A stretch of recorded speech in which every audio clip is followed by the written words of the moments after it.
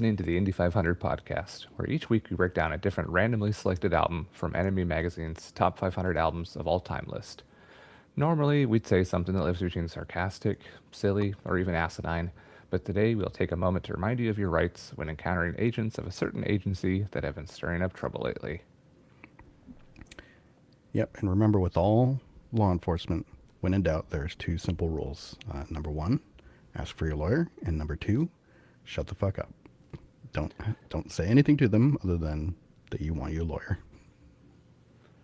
With that being said, thanks for listening. Please leave a review, a rating, and follow us on your platform of choice to be notified when new episodes dropped. Enjoy the show. One, two, got to. Okay. Okay, well, we are here on Super Bowl Eve. It is February 7th, 2026, and joyfully, but maybe a bit anxiously, our hometown team is in the Super Bowl, the Seattle Seahawks. So what better time for us to put a final bow on our football comparatives, football teams as bands, than do the NFC West, the Seahawks, on this Super Bowl Eve? Brady, what do you got?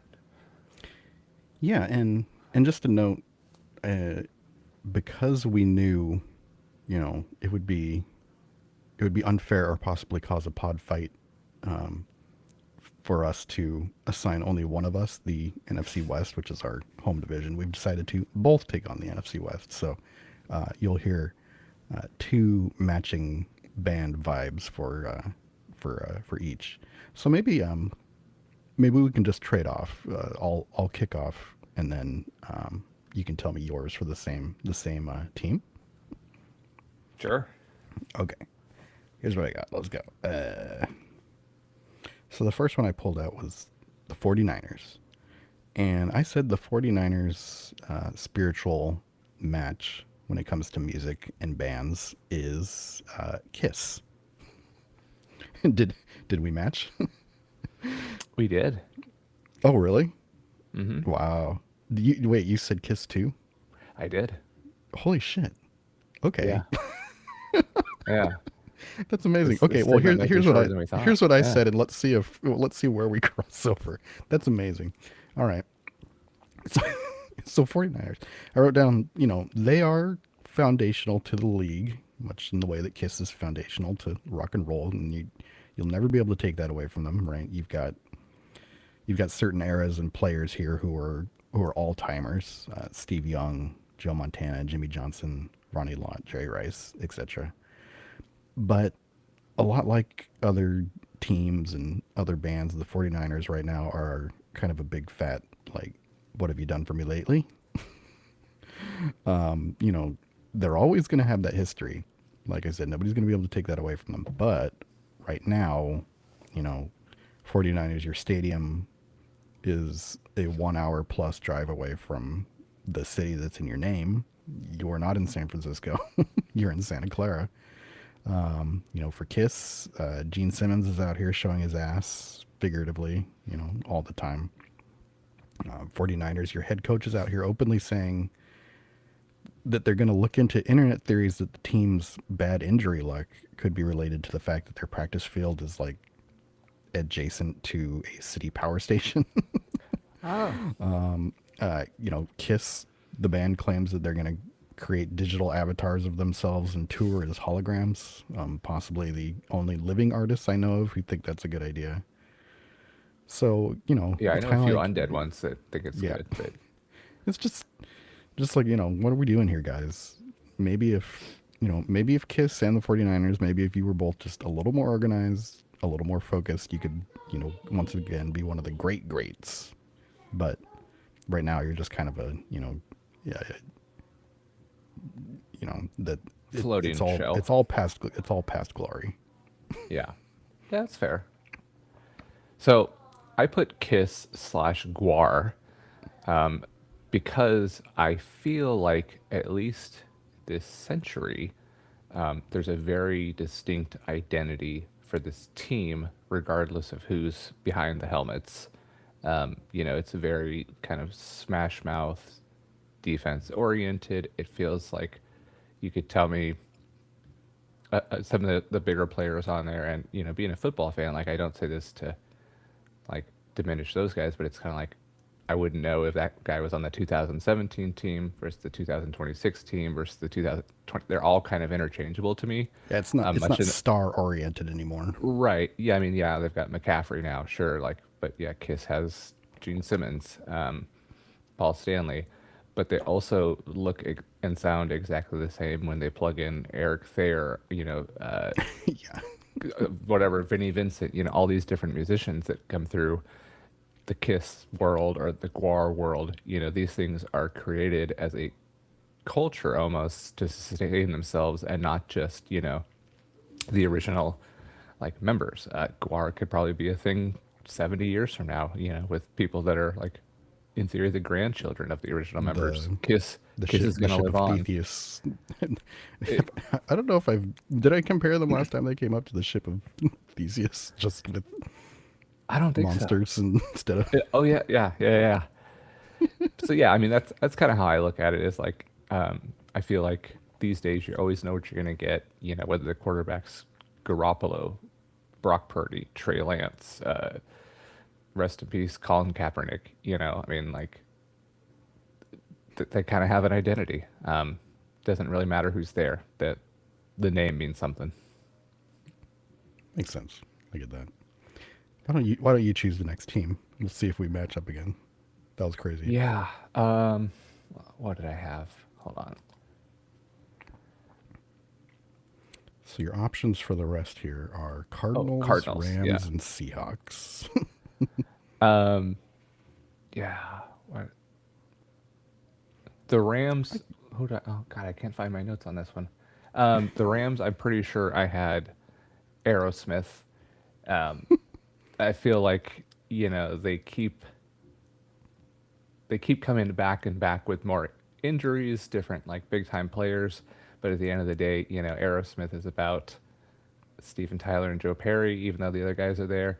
And I think the Rams are just about Stafford, and he's putting them on the back, to do whatever it is they're going to do. Yeah. I mean, they made it to the conference title game, with him. He won the MVP Almost for a entirely. reason. Yeah, Yeah, like his fault. for as popular and as good as Aerosmith are considered historically, like without Steven Tyler, that band's not much, probably, if anything, other than like a good blues rock band. But without that front man, not going very far. So I think Stafford and the Rams are kind of my Steven Tyler Aerosmith. Okay. Well, we did not match up here.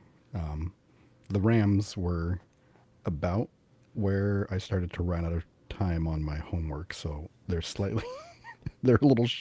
What I wrote, my comparison here was I was looking at the name Rams, Rams, and I thought RATMS, Rage Against the Machine, Rams and Radams, and I wrote down. Yeah, I wrote down, that's all I got here. Sorry.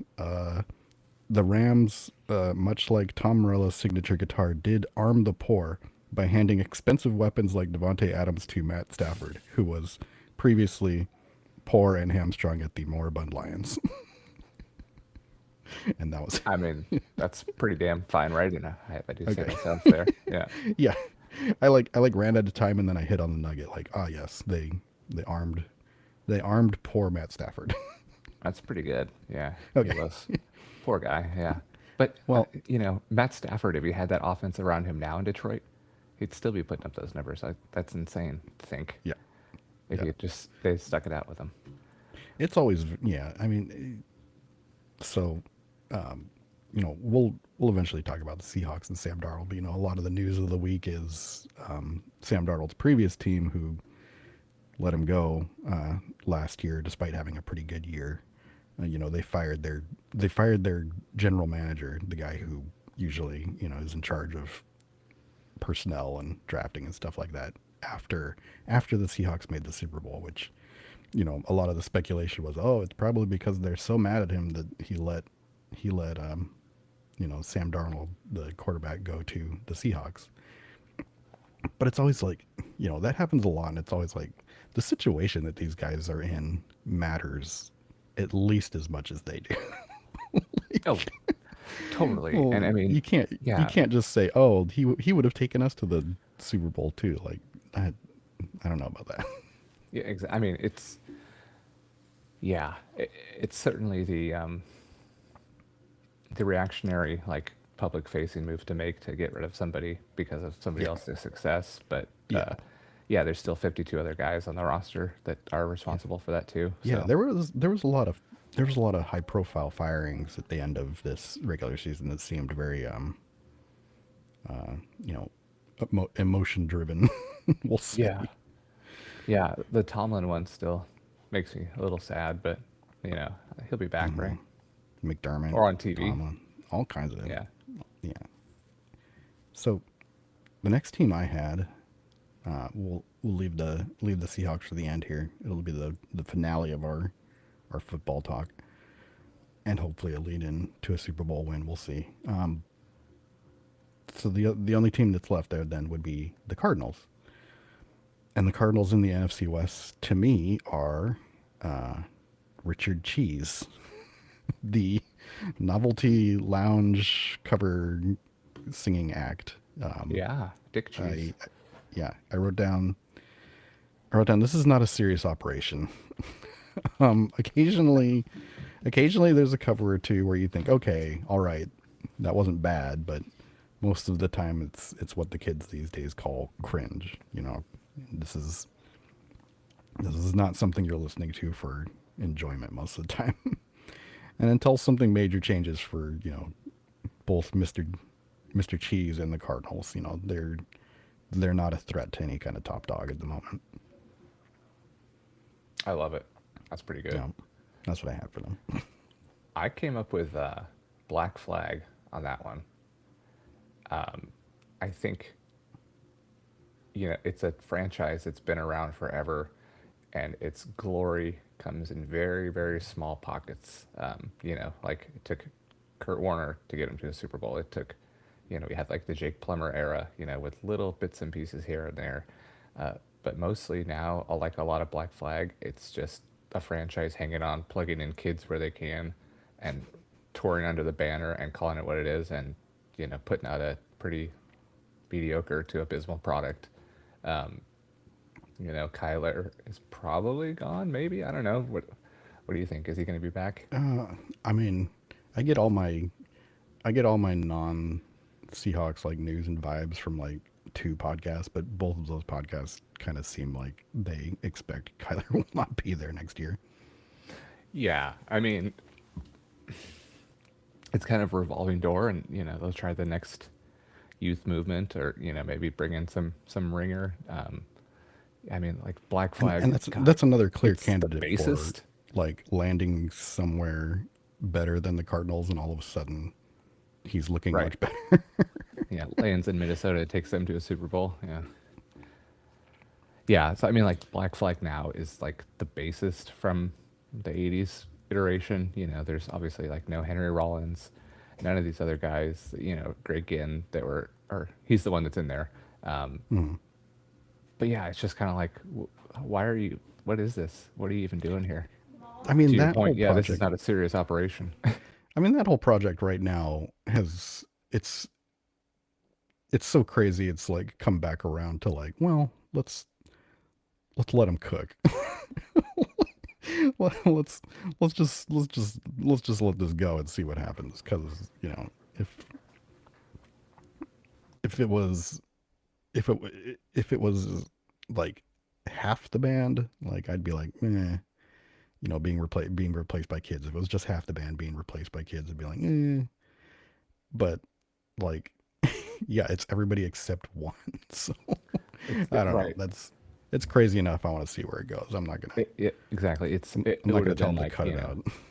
it would have been like Jerry only having us tour as like his Misfits band or something like Yeah, that. yeah, exactly. If it was, yeah, and again, if it wasn't kids and it was, I don't know, just other musicians of the era or something like that turned into like a Yeah. semi super group, I'd be like, no thanks. But Yeah. it's Yeah. It's the it's idea of interesting. Yeah. grabbing like, yeah, just just rando.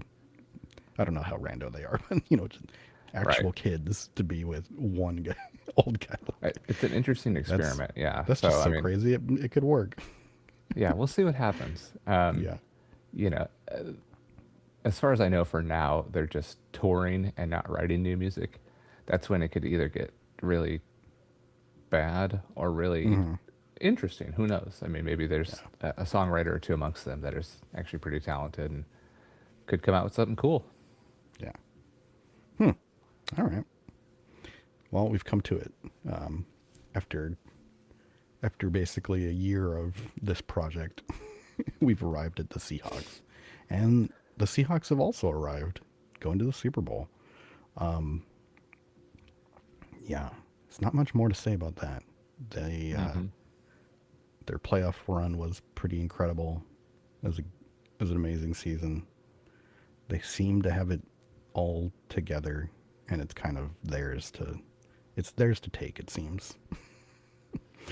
So Yeah, for I mean, the yeah it seems to be the consensus. God help us yeah, as I, Seattleites. It's hard I've to seen a lot of have a people pepper favorite. in yeah, and I've seen a lot of people pepper in enough to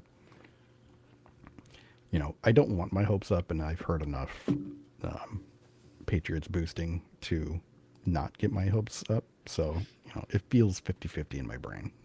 Okay. But for their comparison, I said the Seahawks today, Super Bowl bound, full of youth, on top of the world, plenty to look forward to. Well, that's kind of a no-brainer, right? That's geese, or maybe they can get upgraded to Bad Bunny if they win. But that's kind of I would say that's kind of the world's pick for them. But I think me and you have more of a personal history with the team. Like I remember the '90s Seahawks. That was my dad's gig, and he was watching them, and he would get so mad that I like wouldn't be able to stay in the room basically, which I think basically delayed even my understanding of how football is played until I got my hands on like a Madden or something or Yeah, there you go. I think it was more of a Joe Montana's Talking Football for the Sega, and Oh, then I right. had that, and I Yes. was like, oh okay, I'm starting to get this. There's the aughts or OOs team that kind of got their shit together, and I believe they went to that Super Bowl against the Steelers. Is that right? Yes, Okay. that is And right. then, of course, the 2010s era with the jersey refresh, Pete Carroll, head coach, Russell Wilson, Legion of Boom, and that's the one that peaked with the Super Bowl beatdown of Denver in 2013. And they also returned to the Super Bowl the next year, but we don't talk about that. They apparently want our coach Mike Mike McDonald to talk about it a lot, which I guess I I mean, kind of saw ask coming. But Schneider, I guess. But I mean, like, yeah, yeah, what the hell? McDonald was like, what, 6 years old when that happened? Jeez. yeah. But basically, this is a team that I've engendered a sort of lifelong relationship with highs and lows, and it feels like I've lived multiple lives with them in it.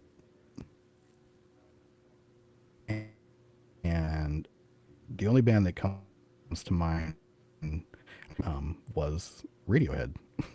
Like, I feel like I've lived a life with Radiohead as well.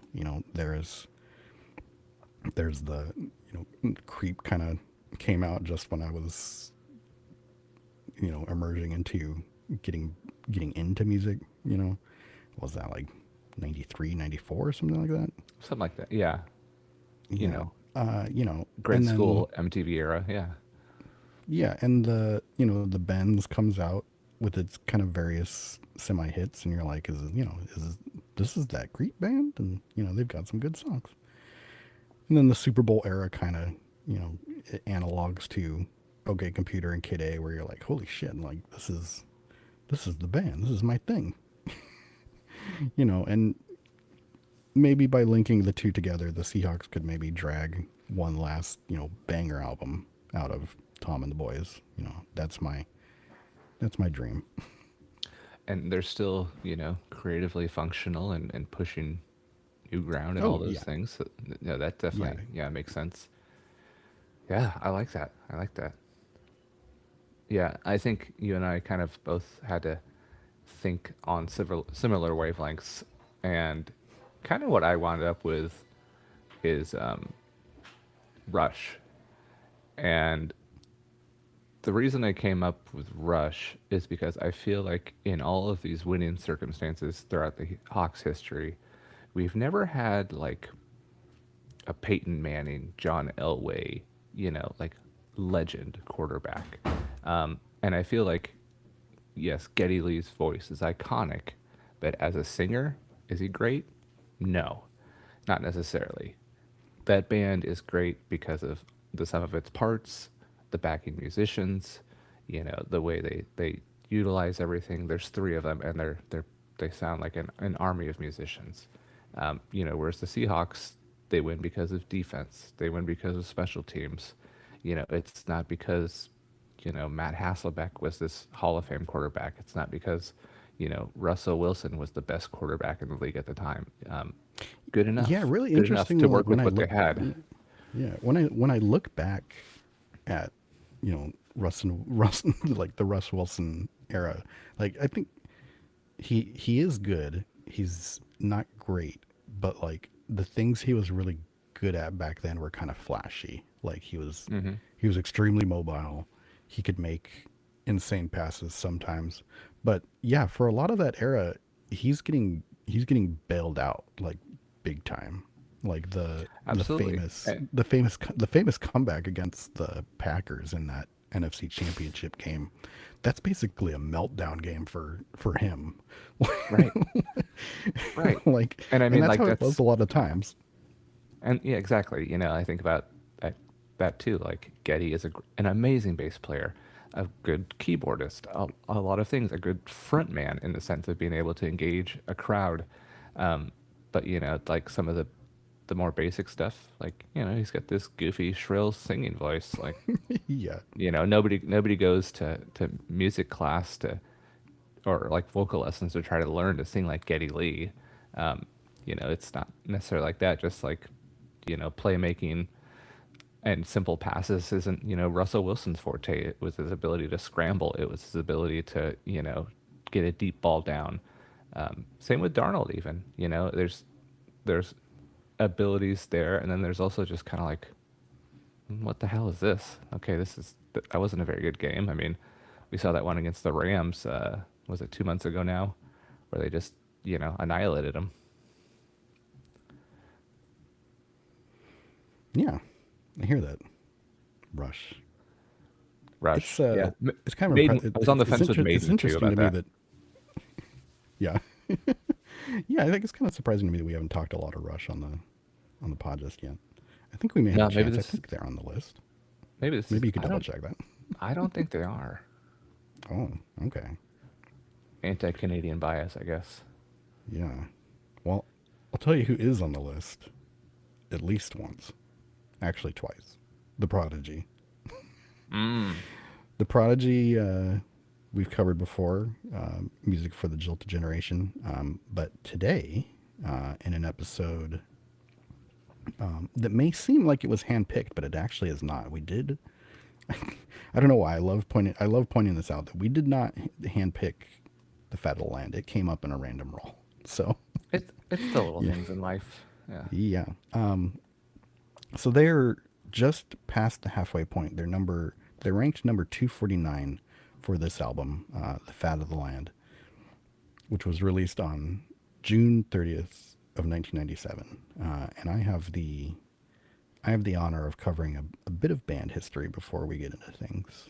Do you want to come back after the theme here and we'll dive into some history, man? Oh yeah, you could even erase this point. No, no, no, no. You want We to don't need to do re-edit that. or erase this part, No, and then I'll do that again. No, okay, all right. nah. hit Let's me with let's hit me let's with play the this. intro. Let's play the theme here real quick. What's going to happen here? Undertaker Oh, fighting back. He's fighting back. They're right above us, folks. And I don't like it a damn bit. This isn't it. Oh, my God. Why is it like? Look out. They killed him. Not. did you hit the wrong drop? No. Oh, my It was labeled wrong.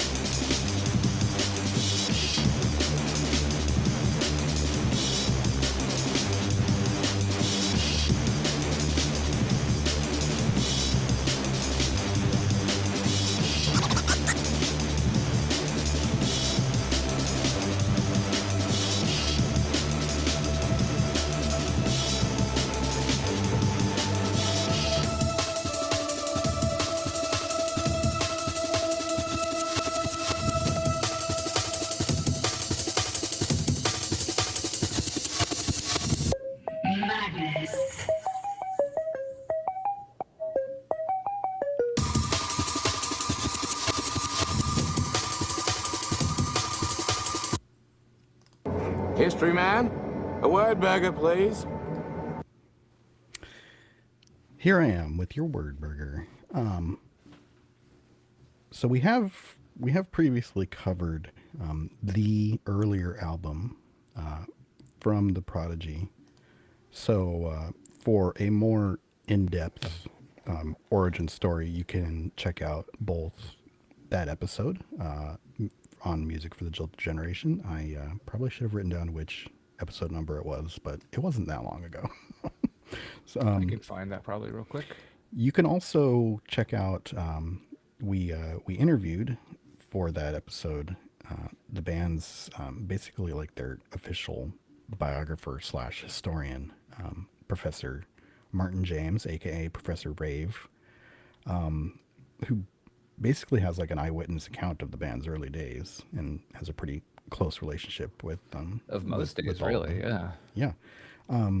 However, so to reiterate for those who don't know, the Prodigy is, for all intents and purposes, the Prodigy is Liam Howlett. He is the music maker. Most times he is the leader. And at various points when he feels like it, he is sometimes the only member of the Prodigy. But for Yeah. today, we kind of pick up where we left off, which is 1994. The Prodigy's album that we just mentioned, Music for the Jilted Generation, is a huge hit. It enters the UK charts at number one. Its music videos are in pretty high demand across Europe. Although Liam refuses to make the rounds on the traditional kind of UK television circuit like Top of the Pops and later with Jules Holland. About 90% of the time, if you're asking him to do something, he's going to say no. Or if you're telling him to do something, he's going to say no. That's just the nature of him and the band. And just to interject real quick for those that were waiting, Music for the Jilted Generation was covered in episode 16. That was back Oh, so it was a bit June, back. June of 2025. And then There you go. 2 days after that, we put up the, one of the Martin James interviews. We definitely done a couple with him. So, yeah, they're all good, though. Yes, and that album Jilted, it does eventually reach double platinum status in the UK, platinum in Australia, and goes gold in 4 other countries. I don't believe one of them was the US, but I did not write down which countries they were, so maybe it was.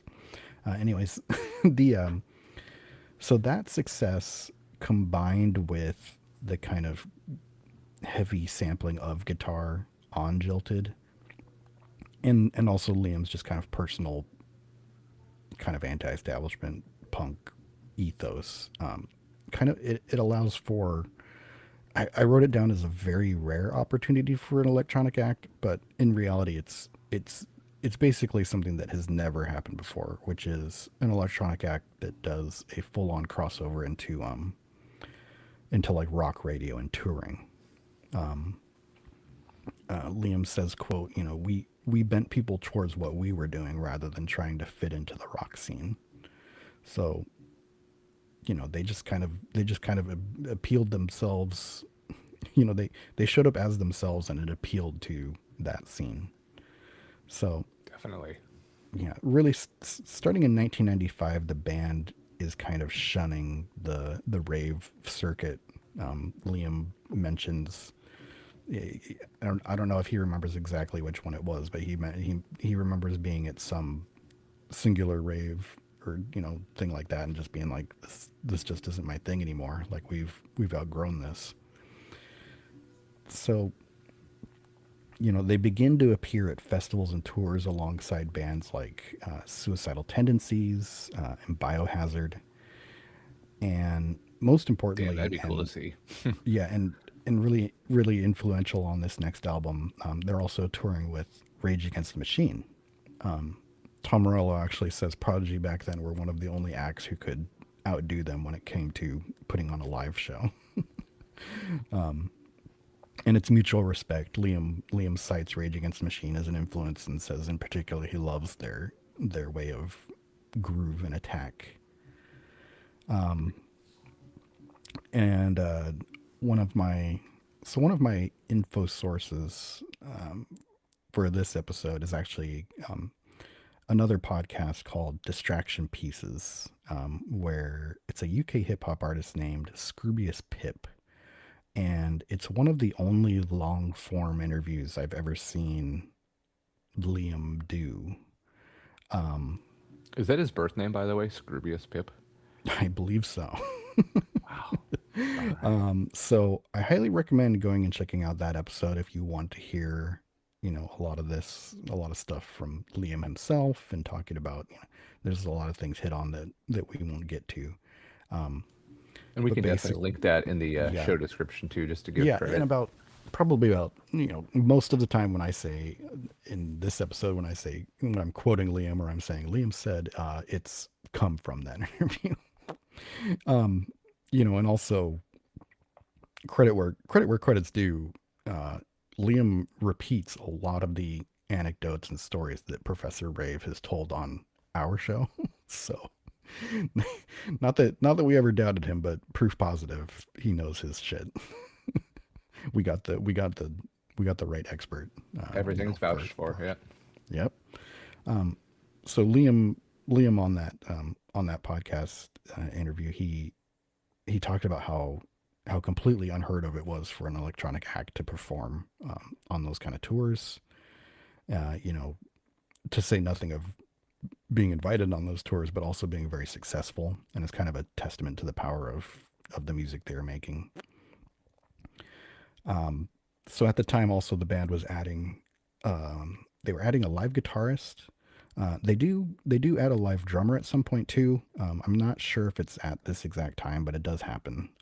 But Liam talked about both of their integration into the band, and how it doesn't work exactly how you think it would. The live drummer is very centered around like cymbals and snare and performing those parts, while Liam is taking care of like the beats and the bass, with his parts and his things that he controls. And he says that the guitarist parts aren't fit into the usual guitar spots that you would hear for a rock band, but they're more like another layer to the synths that he's playing. Which is pretty interesting way to organize that. Yeah, even when they added elements, it wasn't we're becoming a rock band. It was just, No, we're using yeah. rock Yeah, instrumentation you would think. to supplement. Yeah, you would think maybe. Yeah, you wouldn't be surprised if you had heard all this happening, and then they add a guitarist and a drummer, and all of a sudden they are a rock band, and Liam Right. is more of a keyboardist or something like that. But that's not how it is. Like, it's very much still Liam on equipment and on decks, directing Yeah. things. Well, and I think an interesting thing too in the time that this took place, and this could very well specifically only be America, but we're still a couple years away from like this idea of is electronic music taking over and is it the next big Oh yeah. thing. So to have Prodigy making breakthroughs like this, we weren't really getting it in that sense until like Fatboy Slim, Chemical Brothers, those kind of electronic acts started making headlines in America. Yeah. Prodigy was kind of like I the think precursor to that. It wasn't the yeah. is electronic taking over. It's just, whoa, what is this band? Yeah, especially here, it's not just a big step. I would, you know, I would argue that that is the first step basically for Hmm. electronic music really, really going big. Like I think Yeah, I think there was, I think there's certain, there's some people who, were into like Daft Punk's Homework, which I'm pretty sure came out before this, was something, but it wasn't as huge of a crossover, and they weren't right. interested in, they weren't trying to go on these tours or anything like that. Like, Yeah, I mean, I could be wrong, but like they weren't on the cover of the Rolling Stone, I in, don't when think so. that came out. Like not like Yeah. Prodigy was when this one came out. Yeah. And perhaps inspired by the new by the new crowd around them, you know the the Prodigy beyond Liam Howlett also includes two kind of MCs slash dancers. One of them's Keith Flint, and the other Maxim Reality. I think at this point, there was also a third named Leroy, but I think at this point he is either left or not as involved. The timeline's not 100% clear, or at least it's not 100% written down by me. But anyways, I perhaps inspired by kind of the new crowd that's around them. Keith Flint, the resident Prodigy dance dude, radically changes up his look. He cuts his long hair into a dyed double mohawk and trades in his kind of hippie slacker clothes for a more punk kind of bombastic mixed media look, Hmm. and completes it all with like tongue and face piercings. And here's He really went for it. Keith. Yeah, here's Keith speaking to Spin Magazine. He says, or at least Spin Magazine writing on Keith, and then also quoting him. It says, "As for Flint's altered appearance, he thinks all the fuss is oversold. Quote, I looked scarier when I had long black hair pasted on my face and got me eyes painted. I don't think I'm scary. I think unacceptable is the word. My generation doesn't think I'm acceptable, or my generation doesn't think I'm unacceptable, but their parents think if that was my son, I'd take him, cut his hair off, take that shit out of his nose, and rub his stomach till it's clean. I'd put him in a rehab center and have him beaten until he's straight as straight could be." Goodness. So he's aware. He's Yeah. aware of what's happening here. So on these tours, on kind of the tail end of of the the time touring for Jilted, Liam introduces two new songs into the live set that eventually become actual official single releases. So one of them is Breathe, which actually it debuts at a live show in Serbia in late 1995. Hmm. And the Prodigy were actually the first like international act to tour there since the breakup of Yugoslavia, which was part of the Wow. Soviet Union. So the track kind of becomes like an iconic like anthem for Serbian youth, like there for years and years afterwards. That's awesome. Yeah. The other single was Firestarter. I think I've It's heard the that more, before. yes, it's the more, I was going to say, it's the more successful of the two. Although, anybody who was around in 1995 can attest to the fact that these were true radio hits. Like they were being played. Yeah, I mean, you say more successful. I guess it's relative, yeah, because they are Yeah, both like they're in both, your yeah, face every hour. absolutely. So that was the Prodigy's first ever number one hit on the UK singles chart, and it stayed there for 3 weeks. But maybe even more impactful was the Firestarter music video. It's filmed by a director from the UK named Walter Stern, who had also done a few videos for Massive Attack. He did the video for The Verve's Bittersweet Symphony, if you remember that one. I think that's I think that's a slow motion walking video. Yep. Mr. He's also Ashcroft just done. walking through a street, basically. I think. Yep. Yeah. He's also done videos with David Bowie, Madonna, Nine Inch Nails, and Block Party. But this one is one that it features just Keith Flint, and Firestarter is him making his debut as a lyricist and vocalist with the band. But the video has him in black and white, kind of playing up his new aggressive look, running around in a abandoned subway tunnel. As I believe we have behind us on the show backdrop today. Yes. Yes, correct. On that podcast I had mentioned, Liam had talked about, as Firestarter started to become big and popular, their label XL was really bothering Liam for a video, and Liam didn't want to do it, and then finally he was, they insisted, and he just called this friend of his, director that he knew, and was like, we don't have any ideas, we don't have any money, like, can you please just do a video with us? And I think the story that he told was they were just driving around with the director and Keith and him, and I think it was Keith who said, like, hey, check out that tunnel, let's pull over and do it here. And they're like, all right. We got some footage. He acted crazy, sang some of his parts from Firestarter, and they're like, all right, we got a video. And Let's do it. yeah. When the video was first played on BBC's Top of the Pops, it broke records for the most viewer complaints the program had ever received, which is pretty wild because it really is just Keith in a tunnel. Like, there's nothing. Yeah, there's nothing like offensive. There's nothing about truly it. untoward going on here. It's not like Madonna's like a prayer or something. Or... No, there's definitely worse stuff, but I mean that is kind of that's the visual impact of Keith at this moment. My word. Yeah, I guess reportedly most of the parents who were angry that Flint appeared, quote, mentally unstable, and the look and sound of the video was terrifying children. Oh man, the first musician to actually look as crazy as he was. Yeah, geez, Yeah. terrible. So Top of the Pops actually requested the band make an edited version of the video, and do you want to take a guess at what Liam said? I'm sure it rhymes with duck that.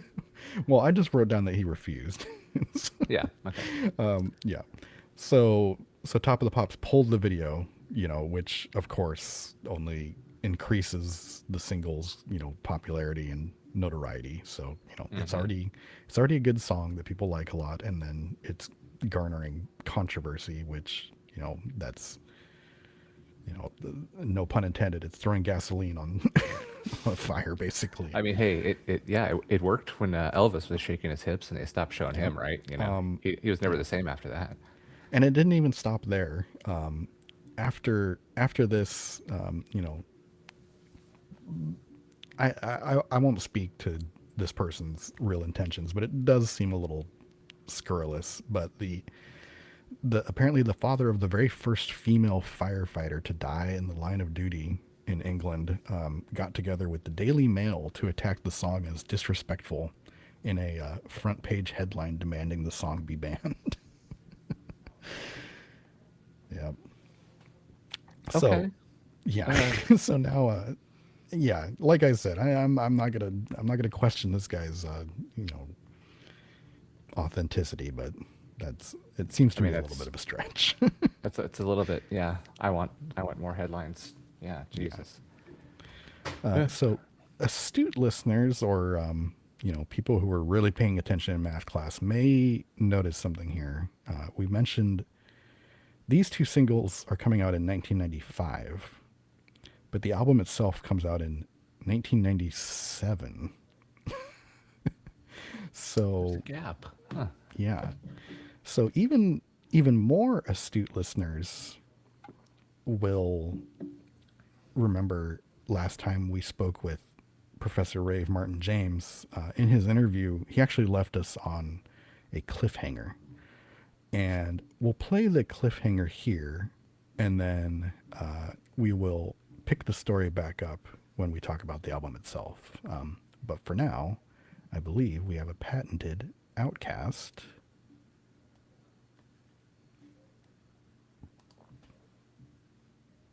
Break! So I'll drop a Mark clip, and then you can replace me here with Professor Martin James.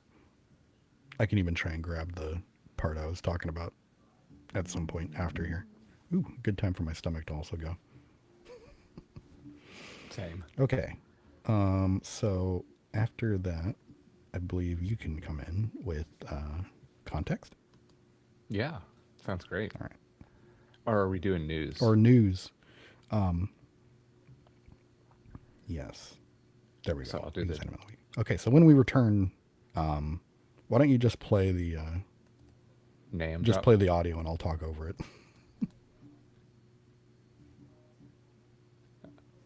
And I'll put another Mark clip so you know where we're heading.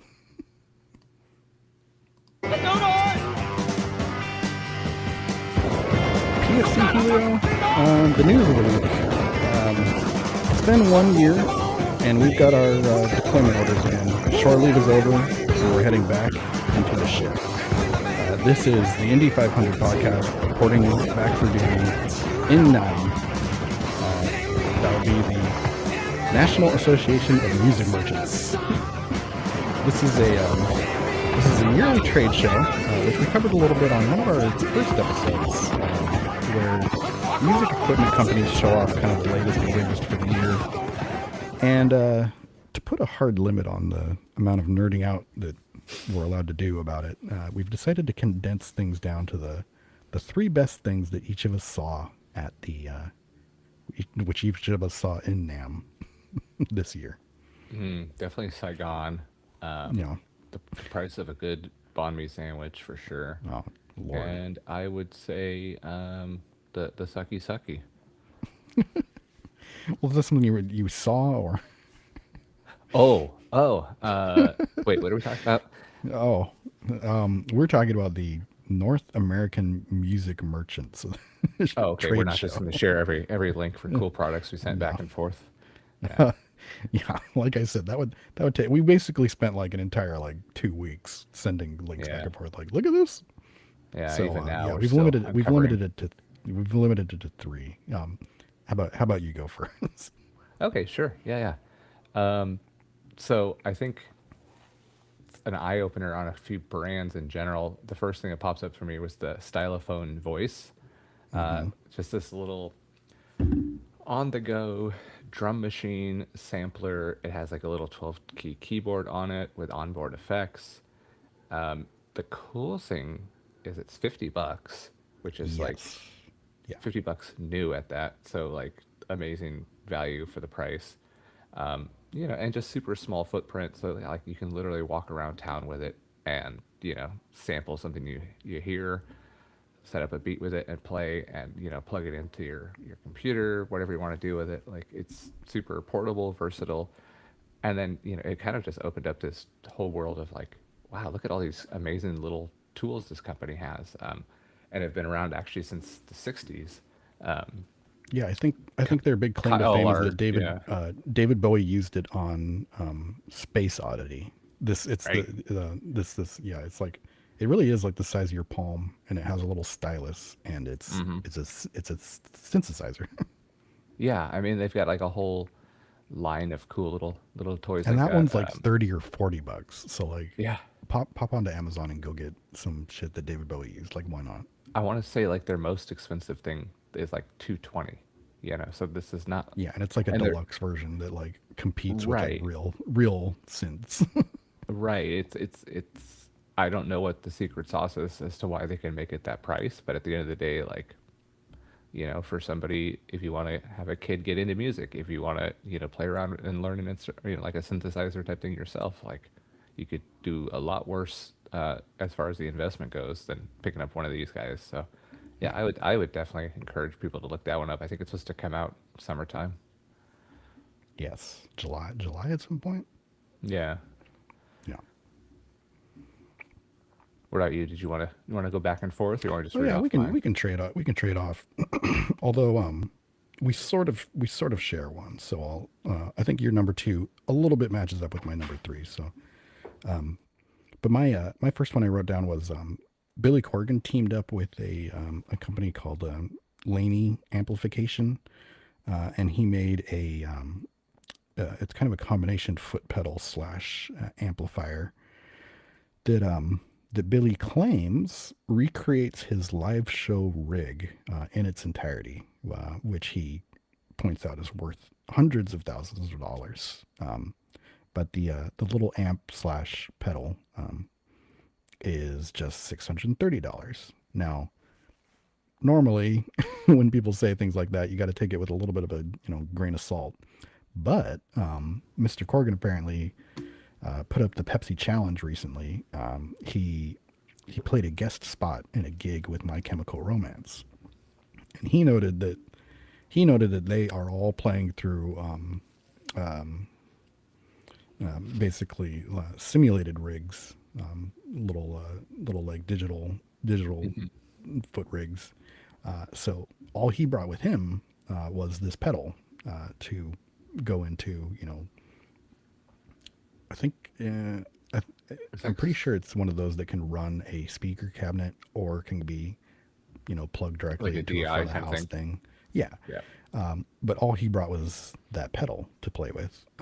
And a lot of people were like, yeah, I can't tell the difference. So $630, get yourself, I forget how many aspects it kind of, it has. I think there's a delay and a distortion and some other stuff, but it's all in one, and it can run a speaker cab. $630. Now, like, you've got the muff that's kind of designed to do his distortion sound. I mean, like, all things being equal, if you had whatever the cash difference was versus like a couple pedals to get that kind of sound, would you go for this like Corgan endorsed one, or do you like having the things separate and mix and matchable? And where do you stand on that kind of thing? I would really want to go. I would really want to go all or nothing right now, because I don't have an option that's going to do all. And that specific option, I think we're going to talk about later. For now, I do think it's fun, if not cost prohibitive, to be to have them separated out. Totally. So I don't know that I would personally ever buy this one thing from Corgan, unless I had the money to throw away and give it a try. But yeah, part of the fun of pedals to me right now is trying to find deals, trying to try different things and figure out which ones, are going to stay with me forever and which ones I might trade around like baseball cards and stuff like that. So Yeah. I enjoy I enjoy kind of the culture and the fun of separated pedals right Totally. now. But I see in my future that is that might not be the way forever.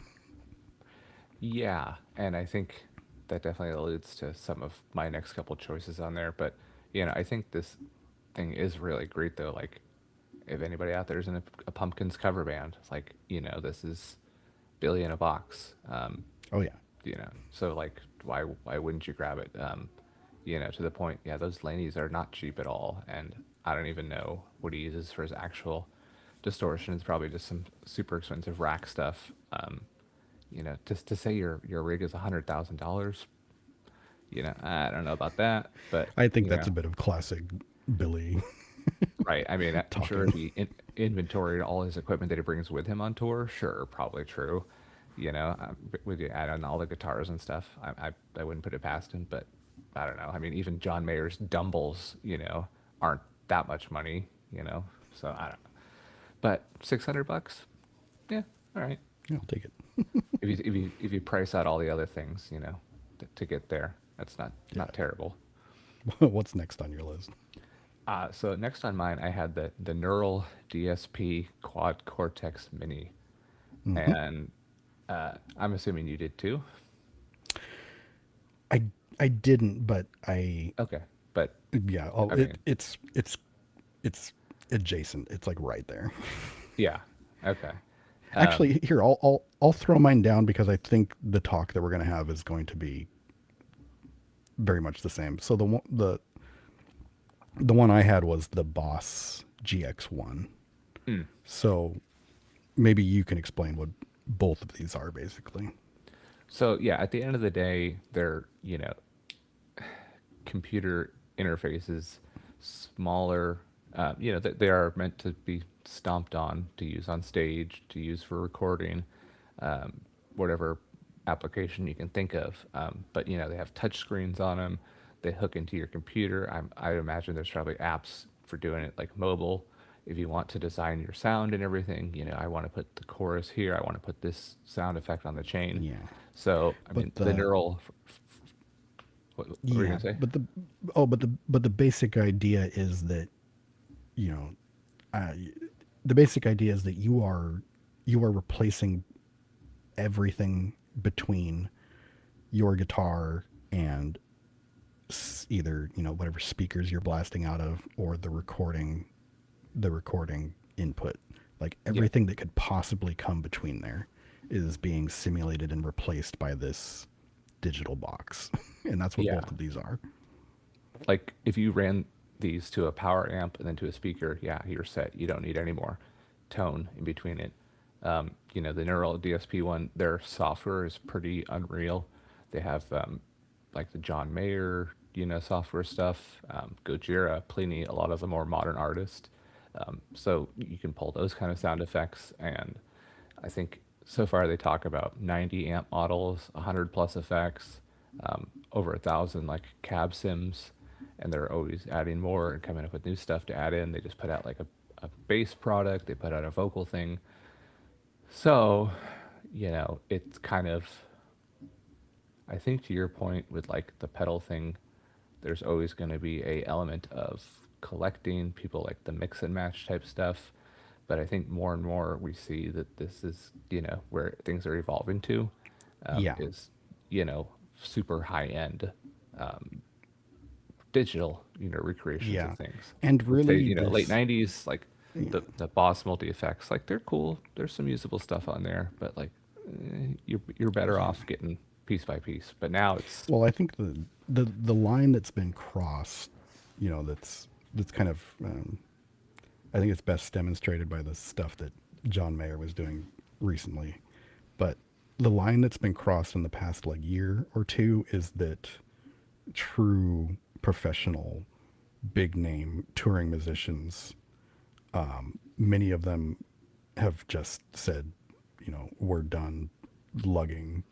And it's not even like they're personally lugging these things around, but they're like, we're done lugging all this shit around, having it right. get broken, having it get stolen, having it get lost. Like it's being replaced by this foot pedal, and and they're okay with it. Audiences are okay with it.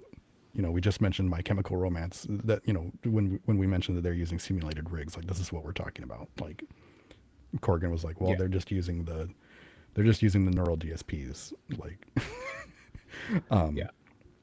and so the neural DSP that Helio mentioned, that's like the high end of I this think it's sort of like stuff. 1,200, 1,300 or more. Yeah, but what we're also getting now is the one that I picked out, the Boss GX1, is like a budget version. I think maybe the fidelity and like the simulated response of how your guitar feels going through it is probably, to people with very sensitive ears can probably notice the difference. But I I would guess if I grabbed this GX1 and and the really expensive one, I personally probably wouldn't be able to figure out which one's which one's really Yeah, going. I mean, I haven't tried, so who knows? But so yeah, like you mentioned, like back in the '90s, you could spend a lot of money for like one of these digital multi effects pedals, and they definitely wouldn't sound as good as your kind of traditional hunk of metal pedals that Yeah. people have. And none of them were even attempting to emulate the sound of, you know, a big set of Marshall stacks or, you know, And the if little, they did, it sounded, yeah. like just Yeah, squashed in and that was not, yeah, that was not something that was good back, like the effects you could kind of do digitally, but yeah, the this simulation of what a amplifier and cabinet sounded like was not happening. But you know now, I mean, you can pretty famously look up on YouTube right now. There's a John Mayer, who is, you know, a big old tone snob, teamed up with one of these, you know, digitizing companies basically to create a digital copy of all of his very expensive equipment. And you know, they have video of him switching back and forth between the real stuff and the simulated stuff, and he says, I, you know, I can't tell the difference. So yeah. really, he, if he I can't mean, tell the and this is, difference, you I can't think tell like the difference either. yeah, I think like a Nobody lot of, can. musicians, guitarists, whatever, we love taking pride in our gear. Like, oh, no, this sounds better. This totally does. Yeah. And I'm sure there's an endorsement deal. So like, let's play the cynical side of it. But at the end of the day, like, if a guy like that is willing to attach his name to, sounds to say like, oh yeah, this is just as good as my thousands and thousands of dollar Dumble amp. This is just Yeah. as good as, my vintage fuzz. I there's something there that kind Yeah. of undeniable. Yeah. But you said the Neural DSP one is like almost $2,000, somewhere approaching Yeah, there. Yeah, they have. this one from Boss is only 229. Is it really? Yes. So, and Well, hey, if I mean, Neural, if you want to send us that some makes me feel stuff a to, certain kind of way looking down at a pedal board that I've basically collected this past year, that one corner of it probably costs 229. To say nothing of the actual like very expensive stuff that you've lent me. right. Well, So, you know, and here's the you big got to thing kind I of look come at it and back be to. like, what am Yeah, I doing? the thing like with the Corgan one, with these ones that I think will still allow like pedals and designers and things like that to keep going is there's not necessarily a lot of like forward ingenuity. You are taking sounds that are already made and putting them in these boxes. You're Yeah. not necessarily, you're not a Robert Keeley coming up with these new sounds to try out. You're not, the JHS guys coming up with new sounds to put on here. It's the industry and the music still needs creative minds to come up and say like, how about this effect? How about we try something like this now? Whereas these are kind of like, these are the tried and true. These are the things that we know work. So maybe you're not getting that new sound. You're not getting that new pedal that like, oh my God, this is a backwards reverse delay with harmonizing echoes. Like, Yeah, yeah. When it comes to experimentation, I very much trust, you know, people like Keeley and people like you know, the Death by Audio guys and Jupiter Effects and stuff like that to and come yeah, up with something. exactly. And That's true. Earthquaker, and it's not to say like you can't program in new crazy sounds on these things 'cause you certainly can. And, Yeah, you but know, it's going to be a have, different, you know, because it's digital. It's they're going to be coming to it from a different, yeah, a very different mindset, and like the sounds are exactly. going to be some, yeah, it's going to be informed by how they're being programmed rather than Yeah. somebody, you know, messing with diodes and capacitors and stuff like Hmm. that. It's gonna Yeah. be different. I mean, exactly. Still, you're digitally recreating what somebody's doing, with the physical hardware, and yeah, having that ingenuity and that outside of the box thinking. Yeah, you still might wind up on some cool patches, but you're not necessarily gonna reinvent something. Like, I mean, Yeah, how would you how would you reinvent the Keeley, something like a Keeley compressor that's become iconic and used all over the place on a digital thing? You can't. I mean, because it's about the part, it's about the build, it's about all these other things. So you kind of need those things still to push the sounds and the industry forward. Yeah. Yeah. You know, and speaking of which, a little bit tied in. So my last one, Casio showed off something called the Dimension Shifter, um, which actually kind of ties into something that came up on the Graham Parsons episode.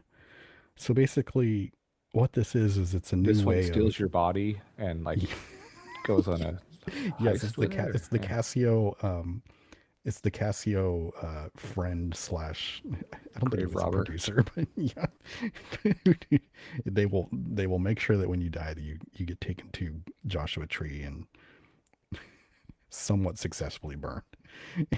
No, actually, this is referencing a different part of the Graham Parsons slash Birds extended cinematic universe.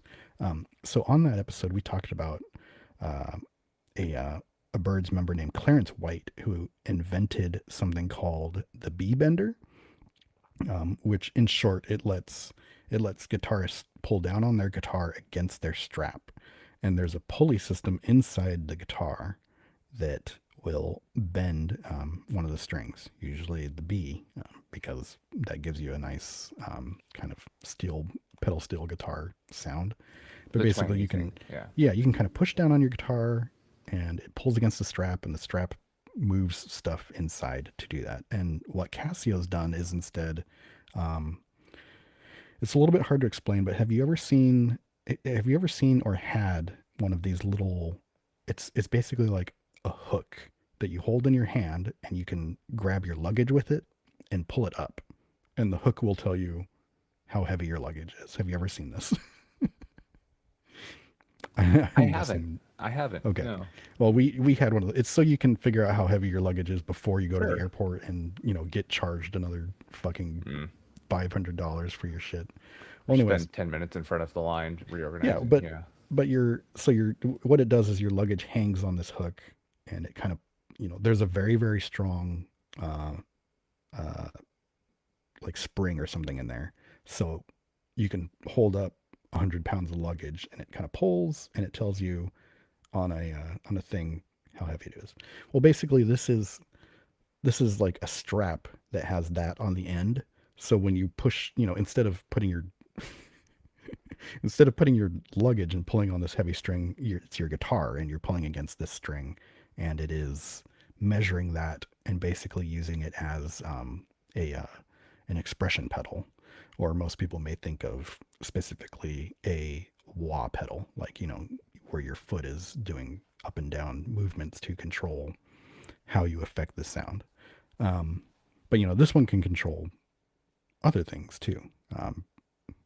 Basically there's a lot of pedals that have settings where you can sweep back and forth and it'll make a cool sound. And this is attempting to, instead of kneeling down and wiggling the control, or as we've seen in a new viral act that's going around on the KEXP, I believe it's Engine de Poitrine. Close enough. Yeah. The person on there is like moving a dial around with their toe, which is hard. Well, instead of doing either of those things, you can just push down on your guitar against the strap and it'll control that. So that was the last neato thing I saw that I Yeah. want. Yeah. Instantly, my brain went to like trying to use that on like a Digitech whammy to get like that pitch shift Oh, type yeah. stuff. Oh, yeah. Just sitting there like doing the Tom Morello solos or like the Satriani type sound. So a lot of, Yeah, a lot of potential there. I would be satisfied just having a alternative option to basically gutting your entire guitar and putting a big old metal Rube Goldberg device on the inside of it in order to do the Totally. kind of country like sound. Exactly. Like, that's nice, but yeah, you'll have a whole host of other options too. So I didn't watch a lot of videos on my last one, but the concept is kind of baffling slash scary slash cool slash I bet this is going to be everything in 30 years. It's the Poly End Endless. It is an effect pedal that has no labels on it, no name, no parameters for the controls.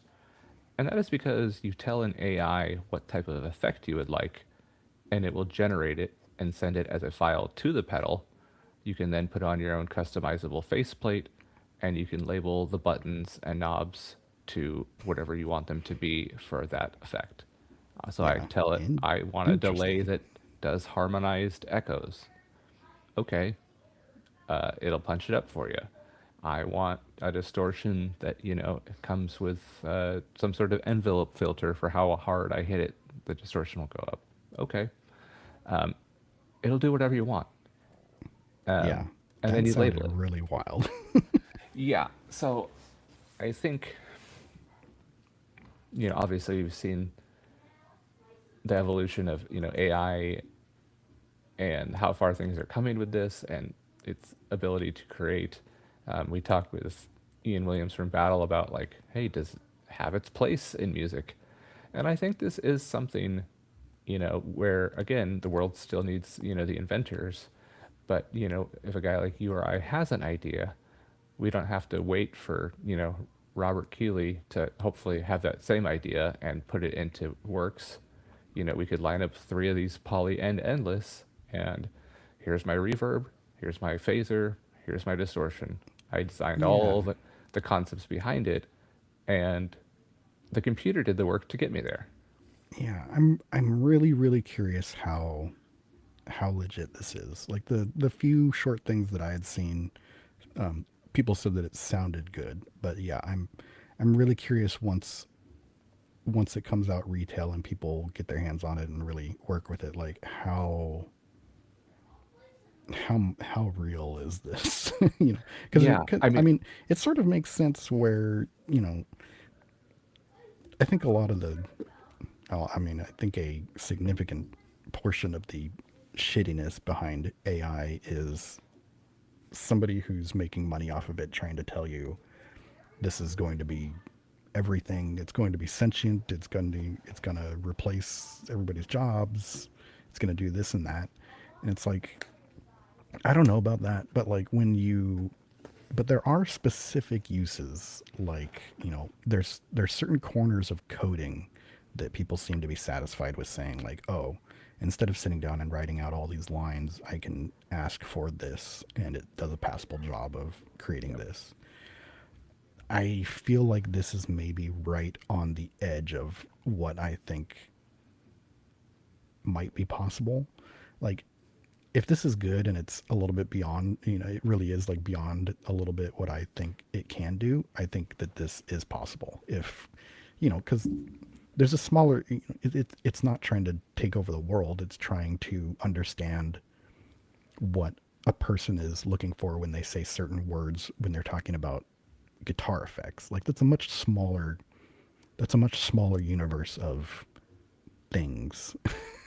Yeah. So I could plausibly believe that if things are really good, I could plausibly believe that an AI could understand that and then poop out an effect, you know. And but I don't know. Is it there, or are these guys messing around? I don't know. Yeah, I mean, it's great on paper, right? But as Morty Smith would say, sounds great on paper, but then again, it's paper, so what doesn't sound good?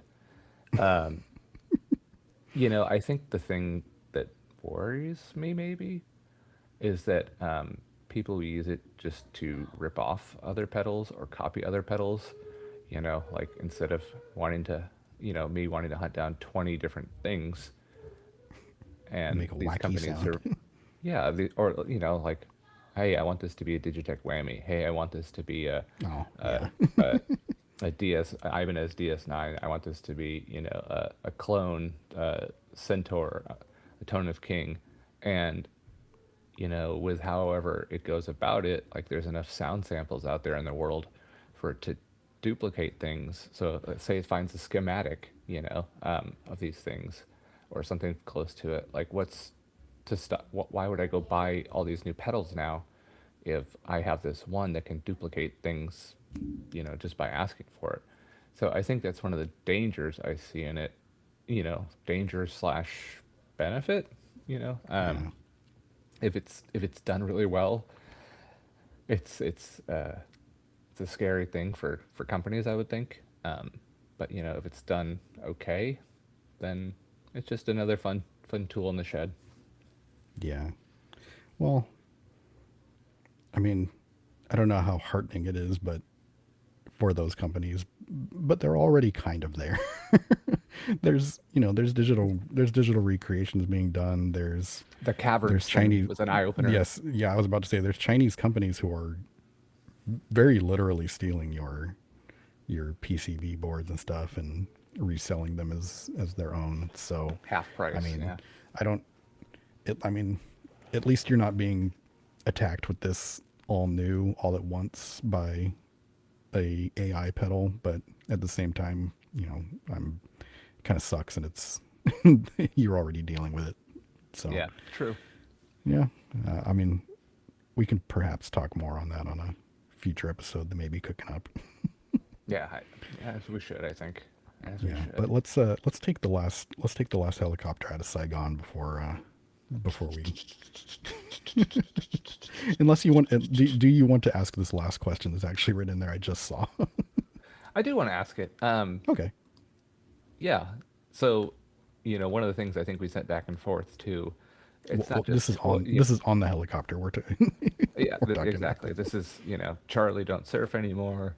All's well. We dropped our napalm. We got Colonel We Kurtz out promise of this is there. the last one. Yeah.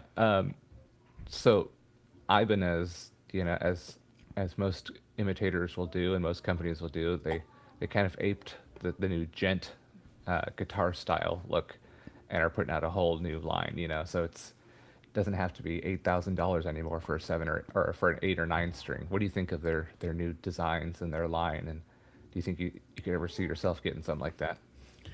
If the price I is right. I'm okay with it. I think the thing that I think most about when I saw that was, kind of this past year and a half of re reacquainting myself with guitars.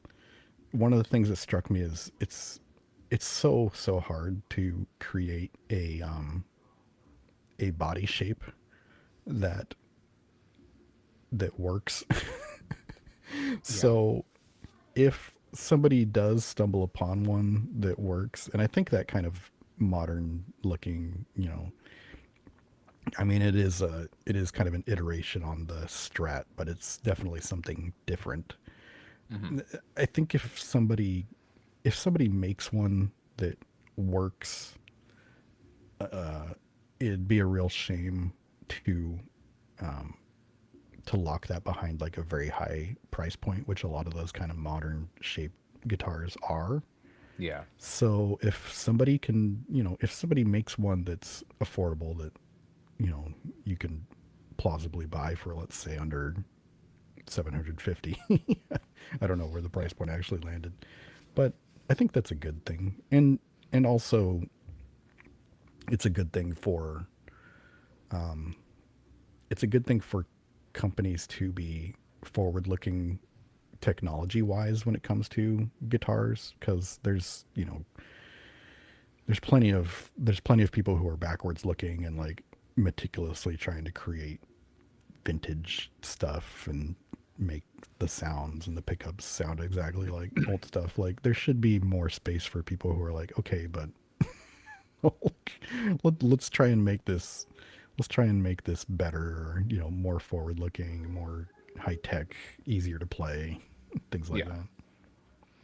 No, I agree. And, I think about like when we were teenagers and we'd go into Guitar Center and it's kind of like, well, who are the guys we like? What kind of gear do they have? And, me at the time was like, Yeah, oh, that's what there's drives a it. $2,000 Satriani guitar. There's a $2,000 Vi guitar. I can't buy that.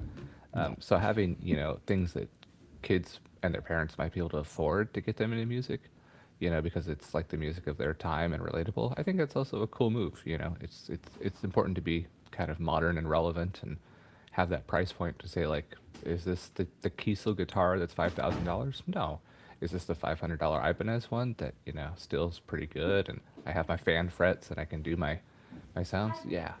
So I think that's a Yeah. good step. And it might be wishful thinking, but the the space between a $600 guitar and a $1,000 guitar is probably not as big as most people would think. um, there really is kind of a point of diminishing returns once once you've got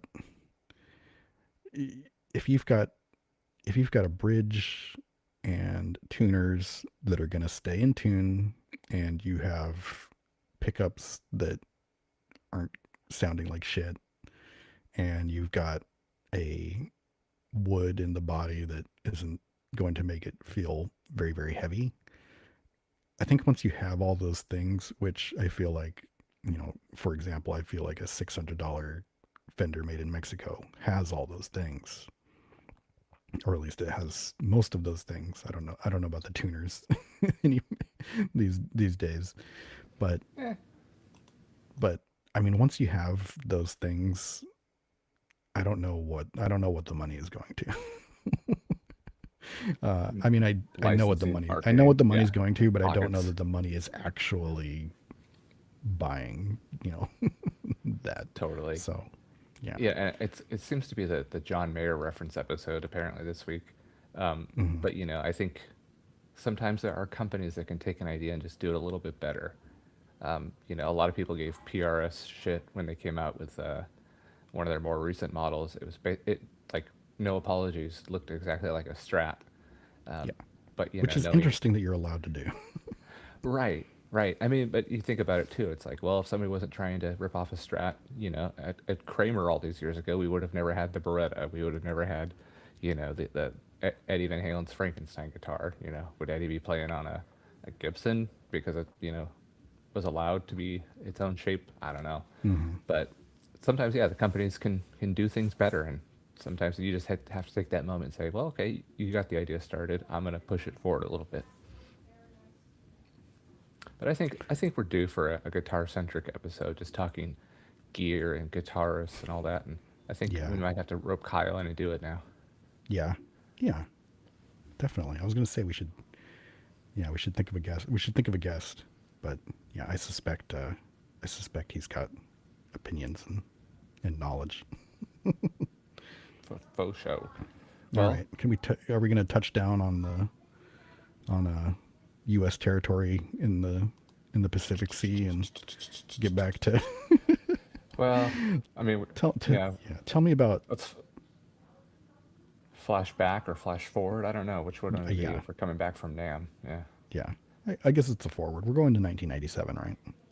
Yeah. Okay. I'll flash Our, forward.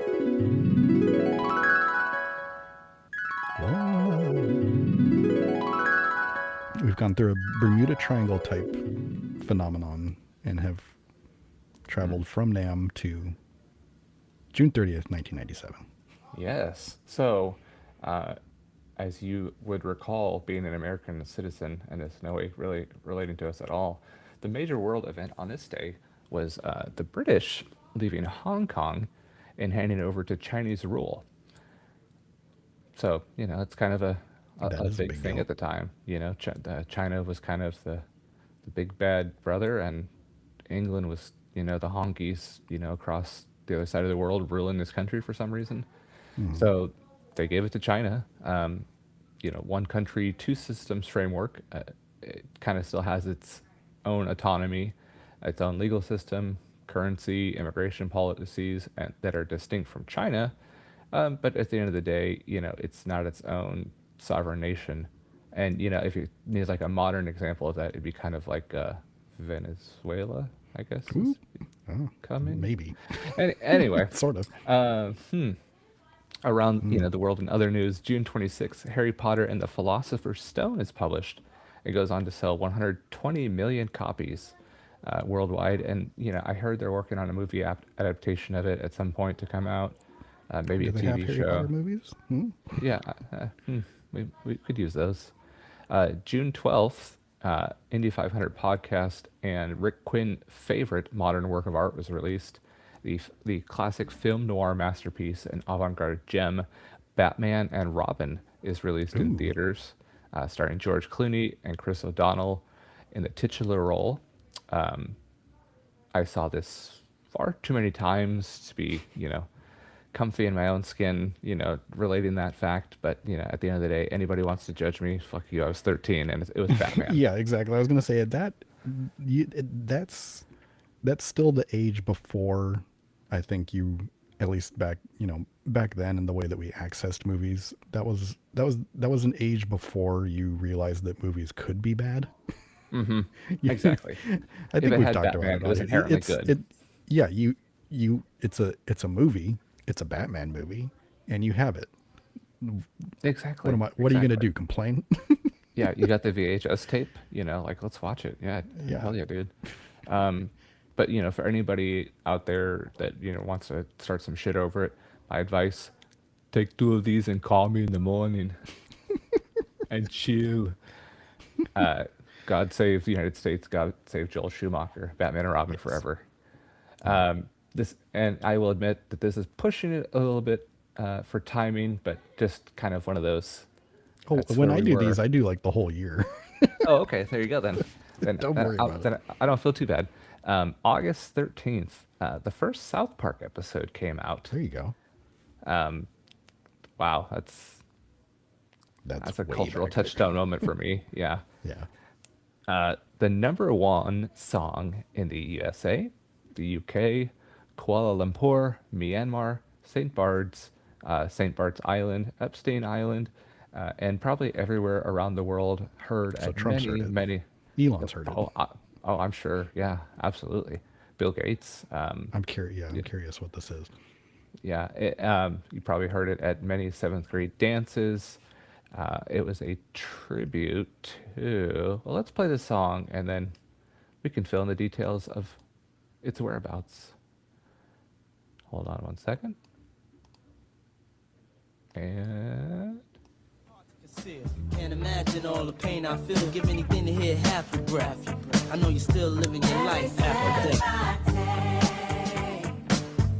Every move I make, every single day, every time I pray, I'll be missing you. Sting's getting paid. Sting is getting paid. I would hope anyway. Well, yeah, I would hope.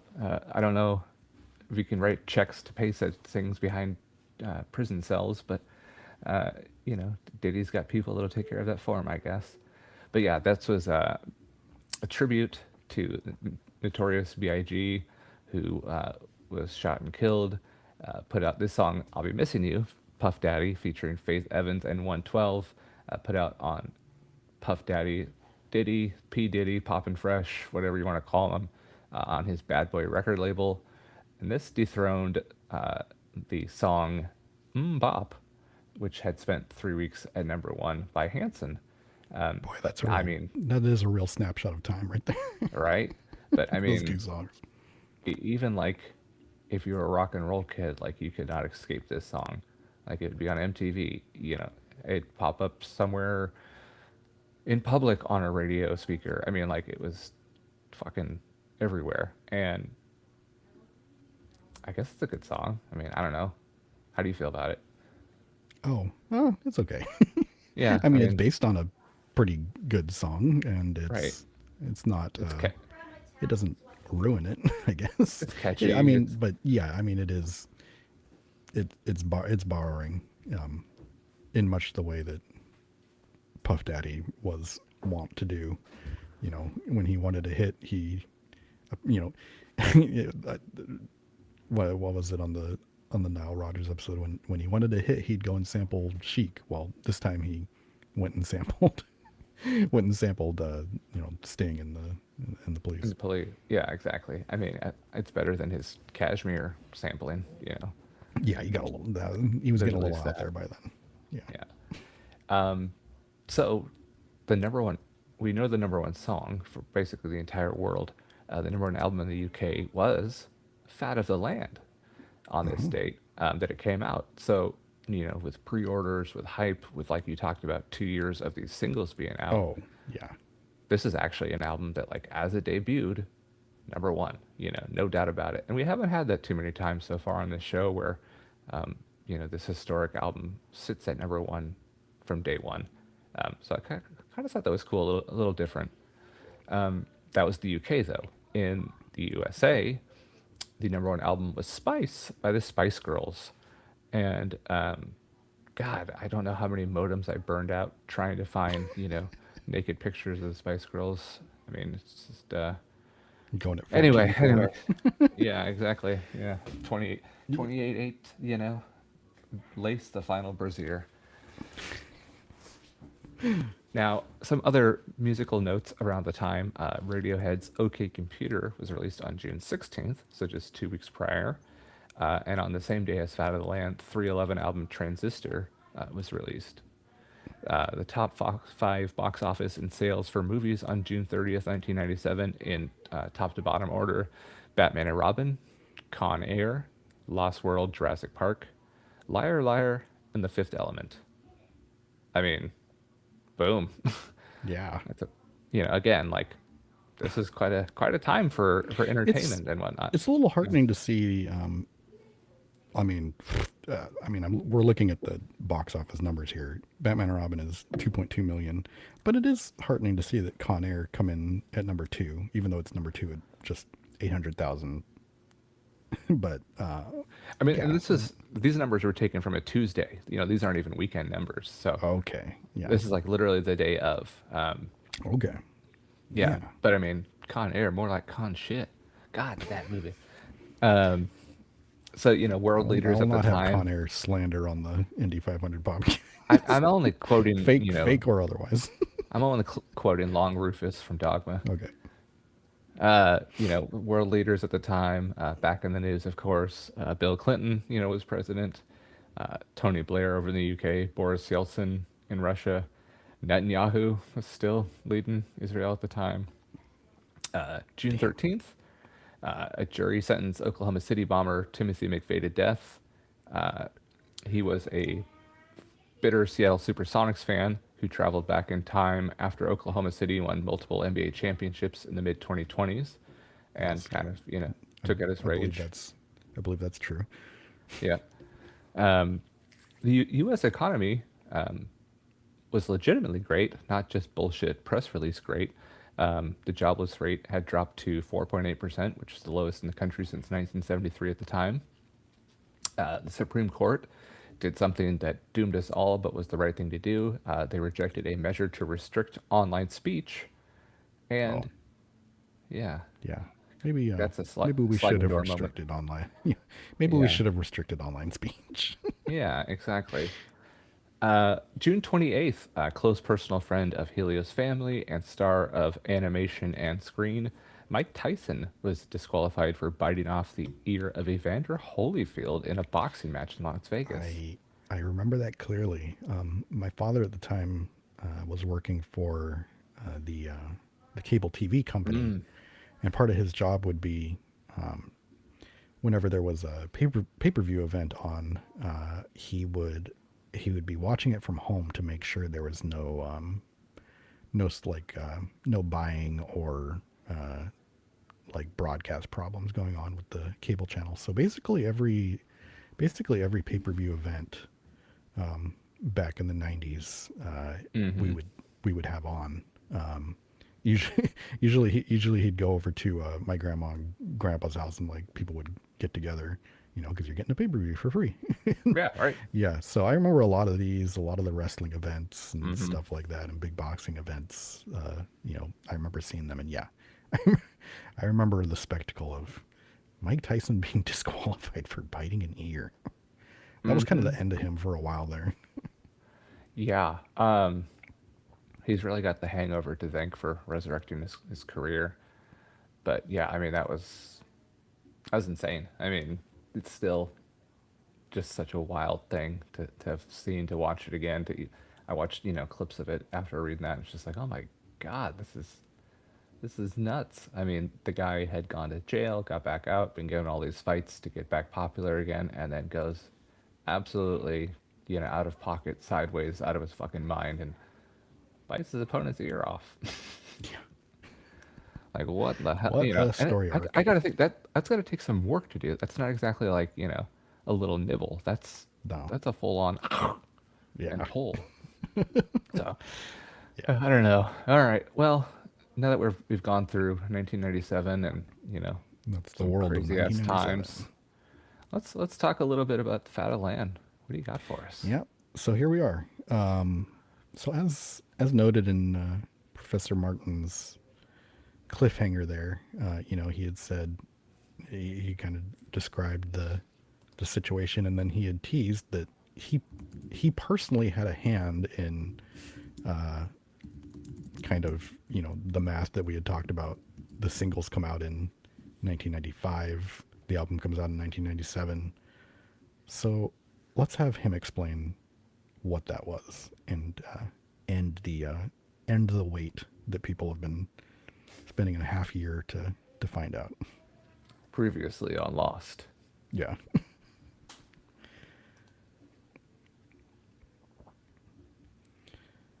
So there you are. Understandable. His I mean, perfectly oh, yeah. understandable as to why. I- That's a lot of our reasons video for putting video stuff games off. regularly delay me working on this podcast and other things. So I totally, yes, Yeah. absolutely understood from the two of us. Relatable. Yeah. But so here we are, Fat of the Land, and I'm going to tell you now that this album history segment is going to be a little different because it's not going to be Let's Dance. There's not a real narrative to the actual making of this album. As far as I can tell, the narrative is Liam slowly over the course of 2 years creates it in his home studio. Despite everybody going absolutely nuts for the 2 singles that he's already released. Right. for He took reasons his that we've time. mentioned here, and just Martin James has told us a few times that Liam doesn't really work unless he's feeling it, really. So I mean, it doesn't matter how much their label XL and the entire world is going absolutely crazy for these 2 singles. He's making it on his time and how he feels. Right. The execs can eat shit. He'll work when he wants. Yeah. In an interview with a magazine called Addicted to Noise, Liam did talk about the time that he spent creating Fat of the Land. And he says, quote, "The pressure was fully on when I was recording it, and I knew I was going to get it done. I just didn't know when, It was just a question of getting in the studio and battling it out. I don't like going into the studio if I'm not feeling inspired." So this album history is more of maybe a little more of a grab bag of kind It's of okay. fun facts and things that were going on at the time. Yeah. But, Like you said, not everything has like a conflict to get there, or there's no. multiple. And- I mean, this is an album essentially made by one guy, pulled in Yeah. his mates on a couple songs, and it just took him a little bit of time to do. Yeah. And it kind of ties into, the spirit and the sound of the album too, which I guess I'll talk about a little later when we're talking about our opinions and kind of the over of the whole thing. But for now, so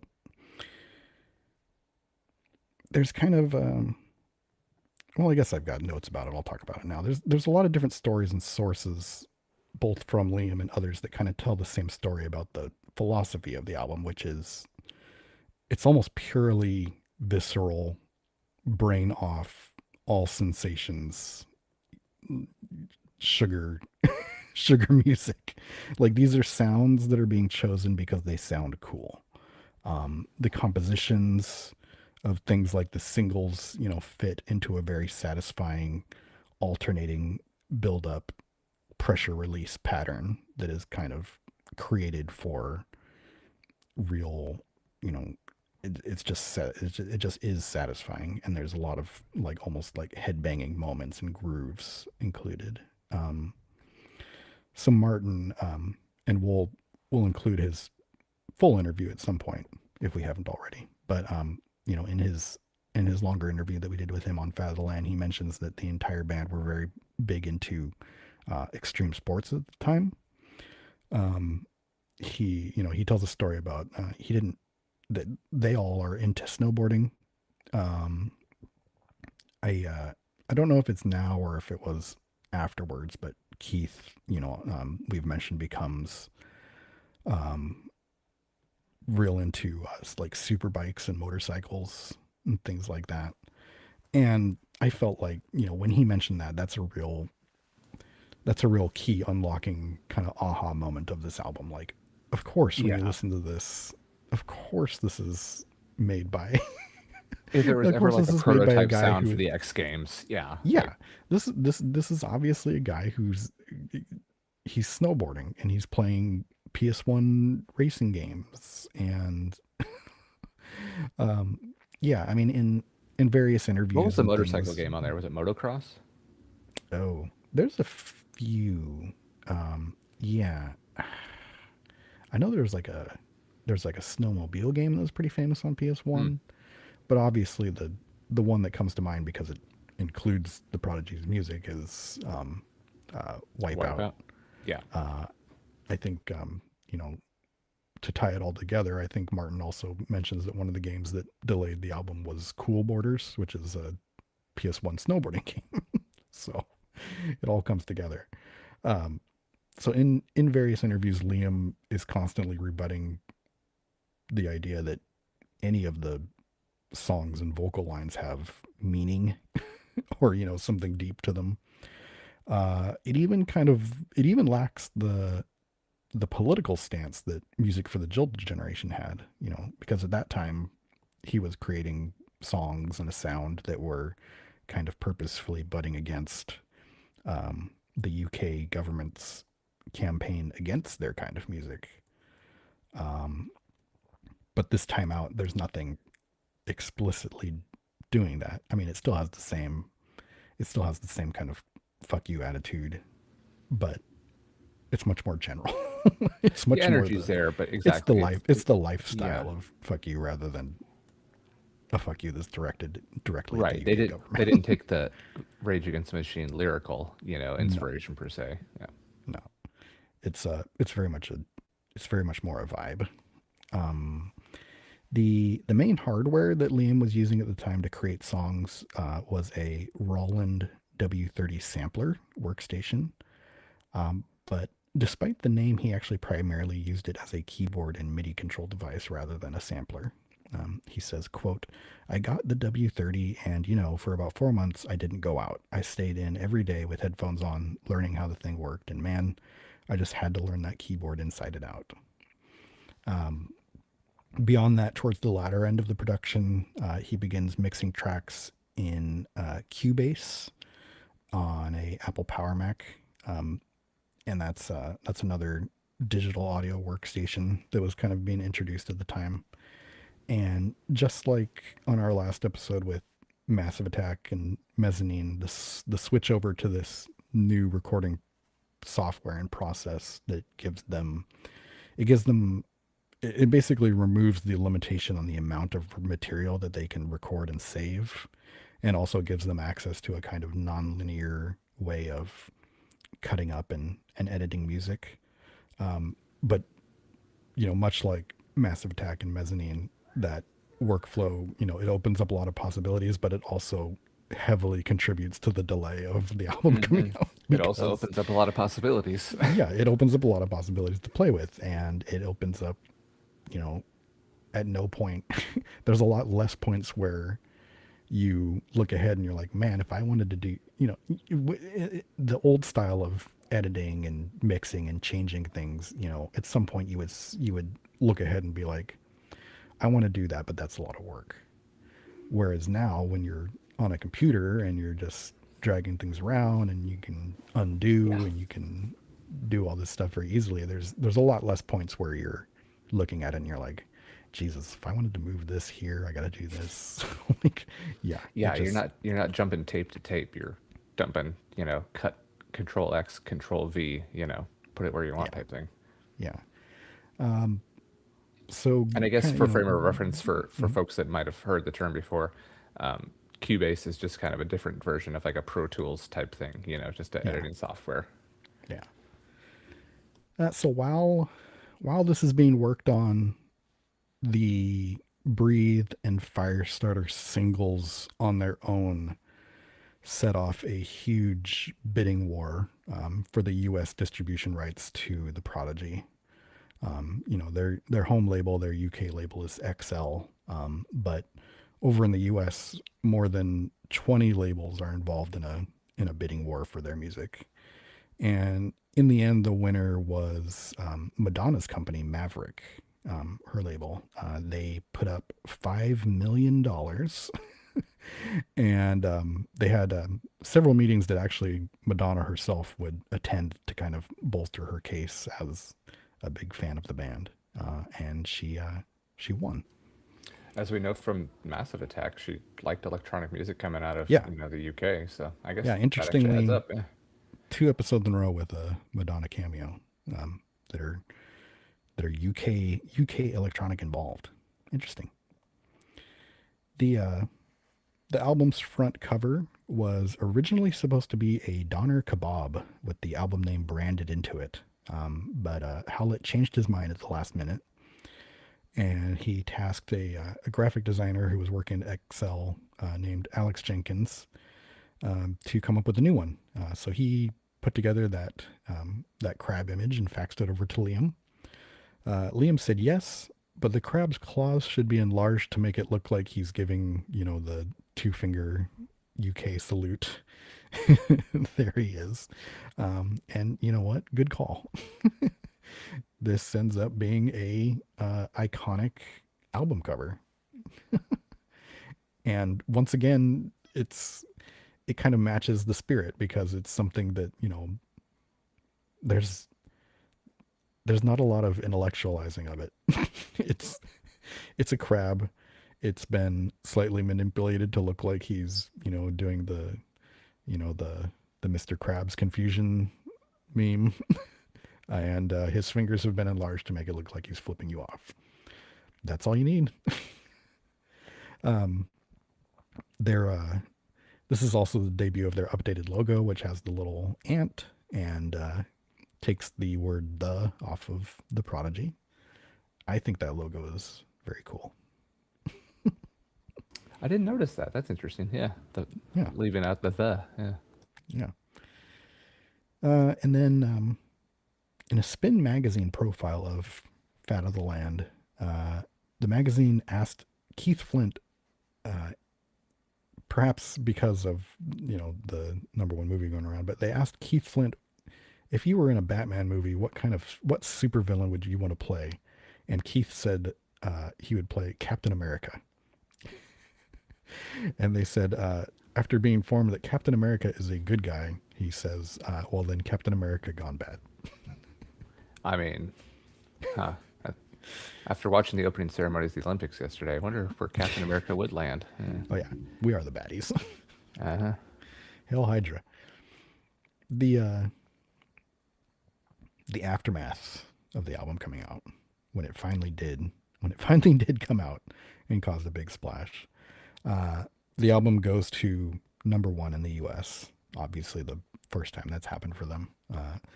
Liam says that he celebrated by, quote, having a wank, and also spending an hour phoning up people and telling them, yeah, what'd you think about that, huh? It was. I mean, the it was first part, nominated- I get that. a little wank and a little revenge calling. Why not? Yeah, why not? It was nominated for Best Alternative Album at the Grammys. I don't believe it won, but it did win the UK equivalent. And there's a famous clip of Liam grabbing the mic and telling a few different BBC presenters who were part of the attempt to ban them, telling them to fuck off. After this came out, Madonna asked Liam to produce her next album, which, you know, you might think would be a good career move to make a Madonna album and maybe a natural thank you for the person who gave you $5 million for your album's USA rights. But let's play this game again. What do you think? What do you think Liam said to Madonna when she asked him to produce her next album? I think, to use the parlance of the times, he probably said, "Nah, I'm good, fam." Yeah, exactly. He refused, saying that he doesn't feel like making other people's albums. I mean, yeah, that's fair. Yeah. Jumping into the farther future, you know, tying in again to previous bits of this episode, Gene Simmons covered Firestarter on his album called Asshole. I really should have got a clip. Well, maybe I really shouldn't have got a clip of this, but it's not clear whether the title of that album there is a reference to Gene himself or the perhaps a bodily orifice that the album came out of. By 1999, Liam says when touring finally wraps up for the Fatal Land era, everybody in the band is completely burnt out, and in the, you know, one of the results is they all kind of drift apart and stop talking. This isn't a Massive Attack thing where they hate each other. This is more just physical Spent exhaustion. the last couple of years Yeah, together. You've been together for, yeah. Maxim goes off and does a solo thing. I think he says even Keith has a solo thing. Oh, I didn't know that. I gotta look that Yeah, up. I believe he said that. But Liam says, quote, "Nothing bad happened between us. We just stopped communicating." But that actually, I mean, it extends for a very long time. It goes right through actually the next Prodigy album, which is called, I think it comes out in 2004, and it's called Always Outnumbered, Never Outgunned. And that's an album Wow. that it doesn't include Maxim or Keith. It really is just Liam doing a solo thing. Just a 3D Massive Attack album, you know? Very Yeah. interesting parallels between the two. Interestingly, yeah, that's the same thing that 3D did after with the 100th Window. But fittingly, Liam says that the social freeze was thawed eventually by the need for them to go on tour and kind of the therapy of playing live and being able to express anger and also just, you know, hanging out again. Like those things combined basically completely heals the relationship. I forget which year the that podcast interview is. I want to say 2018. I think it but was, yeah. it's being done. It's being done at a time, you know, long after this, but also before Keith's passing. And you know, you can tell by the way that he's talking about Keith, the relationship is healed. Like, and like he said, it's not that they ever stopped wanting to be friends or like hated each other. It's just that the musical side of it, what, you know, they took time apart, and then the Yeah. musical side of it just wasn't together for that time. And then thankfully, yeah, they got back and did a little bit more stuff before, you know, Keith Yeah. passed. Yeah, and you know, and speaking of Always Outnumbered and you know, the latter albums, No Tourists, Day Is My Enemy, Invaders Must Die, stuff like that. I really do hope that one day we figure out an excuse to talk about the rest of the Prodigy's albums. Because even We though might they just have aren't to do it. Yeah. yet, even though they aren't as well known, they should be. It's not that I don't think it's that they're not as well known because they're not good.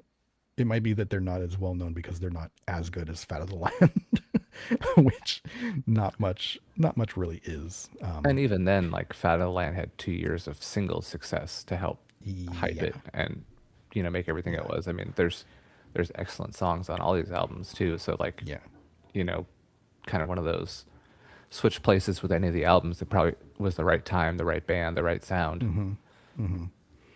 And I think I'm pretty sure Professor Rave had mentioned that the next book he's working on is kind of centered around those post Fatherland albums. So, if nothing else, that would be a very good excuse to talk to him and talk about those albums. One You thing want to play a little guessing game of reviews? sure. Okay. Well, I got this. I got these two because they're. I want you to guess the magazines. 7.9 out of 10 and a 5.9 out of 10. Who do you think those were from? I'm gonna say 7.9 is NME and the 5.9 is Rolling Stone. Wrong. Trick question because they're both Pitchfork. Oh, In 1999, when they reviewed the album, they gave it a 7.9 out of 10. In and they 2018, when downgraded it. they reviewed it again, I think it was like a re-release, maybe, or a remaster. What year was it? 2018. Okay, yeah, there is a I don't. Is that the one that I don't has like think the it is dub a- mixes I on don't it? think it is a. Yeah, I don't think it is a remaster, but it is a like special edition release. Yeah, and yeah, I think it comes out around the same time that Invaders Must Die. The follow up album is coming out because, yeah, basically the add ons are a bunch of remixes, and almost every remix is a dubstep artist. Yeah, So it's a bit of a really good. snapshot in time, and even Yeah. even Invaders Must Die itself is very, it's dubstep adjacent. It's when you listen to it, it's not dubstep, but it's very clearly Liam Howlett getting a hold of the same toys that dubstep artists are using, and it's a really of all the latter day albums, that's the one that if I have to pick one to recommend people go grab, I would go put on Invaders Must Die and listen to it, because Yeah, that's the only one I'd put over that would be the live album, but it's Yeah. kind of a cop out to say. Yeah. The live album can give you kind of a like maybe like a sampler of if you hear a song on there All that you the like. stuff, You can yeah. go- yeah. But yeah, Invaders Must Die is very, very, very interesting. It's you can definitely tell that this is the same guy who made Fatherland, but he has Evolved. new toys. It's really Yep. cool. Yeah, I like Yeah. it a lot. One thing But I yeah, will they give it a mention though that 5.9. Isn't that they downgraded it for the. I mean, maybe they By were two fighting whole against points. dubstep at the time. yeah, it could be. Yeah. That's rough, especially for a magazine that should know better after flubbing on Daft Punk and then having to go back and say sorry. Right. Right. Yeah. But one final thing I will mention for the aftermath section here. In 1999, Liam Howlett released something called The Prodigy Present The Dirt Chamber Sessions Volume 1. And what this is it's a long form DJ mix that he originally created for a BBC One show called The Breeze Block. But bootlegs of the show had become so popular that the label XL contacted Howlett and said, like, can we do an official release of this? And this is the one time where, I mean, it basically requires no effort on his part. He just hands over Here's my a, mix, you know, guys. Yeah. a DAW file or whatever that he had and says, Yeah. okay. So he did say yes to this. Nice. So the set, it's not available on streaming music services, but you can get it on YouTube.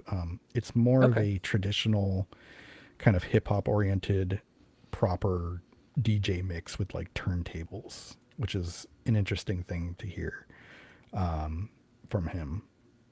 It's still it's still recognizable as him, but kind of in the same way that I was just talking about. It's him almost just with different equipment and kind of showing a different side of himself. He says most of the work for releasing that was the sample clearance process, which was a nightmare, he says, but not for him. It was a nightmare for whoever works at XL and had to do that. Yeah. Right. Right. It from the math I was doing, looking at the looking at all the samples, there's an average of about 2 samples every minute for an hour long set. So they went and had to clear the rights for all of those basically. Wow. And there was a few that they couldn't get, that he had to replace, and there was a few that he had to personally intervene on. Most notably, he says that he had to call Johnny Rotten himself to get permission to use part of the song "New York" by the Sex Pistols, and that they talked and kind of, he says that Mr. Delighten basically wanted to make sure that he wasn't just some record company guy who who wanted their song for like a greatest hits album or something like that. Just put in a Gap commercial, or yeah. Yeah, exactly. So, what is your kind of general opinion of the album as a whole? Nostalgia all the way, takes me back. Yeah. Still love it. This came out basically going into summer break between 7th and 8th grade. So I think, going to friends' houses, the CD was always in, hearing it on the radio, seeing the videos on MTV. I definitely had the CD single of Firestarter. Yeah. I mean, I think, I was pretty slow, as we've documented, to being fond of electronic music.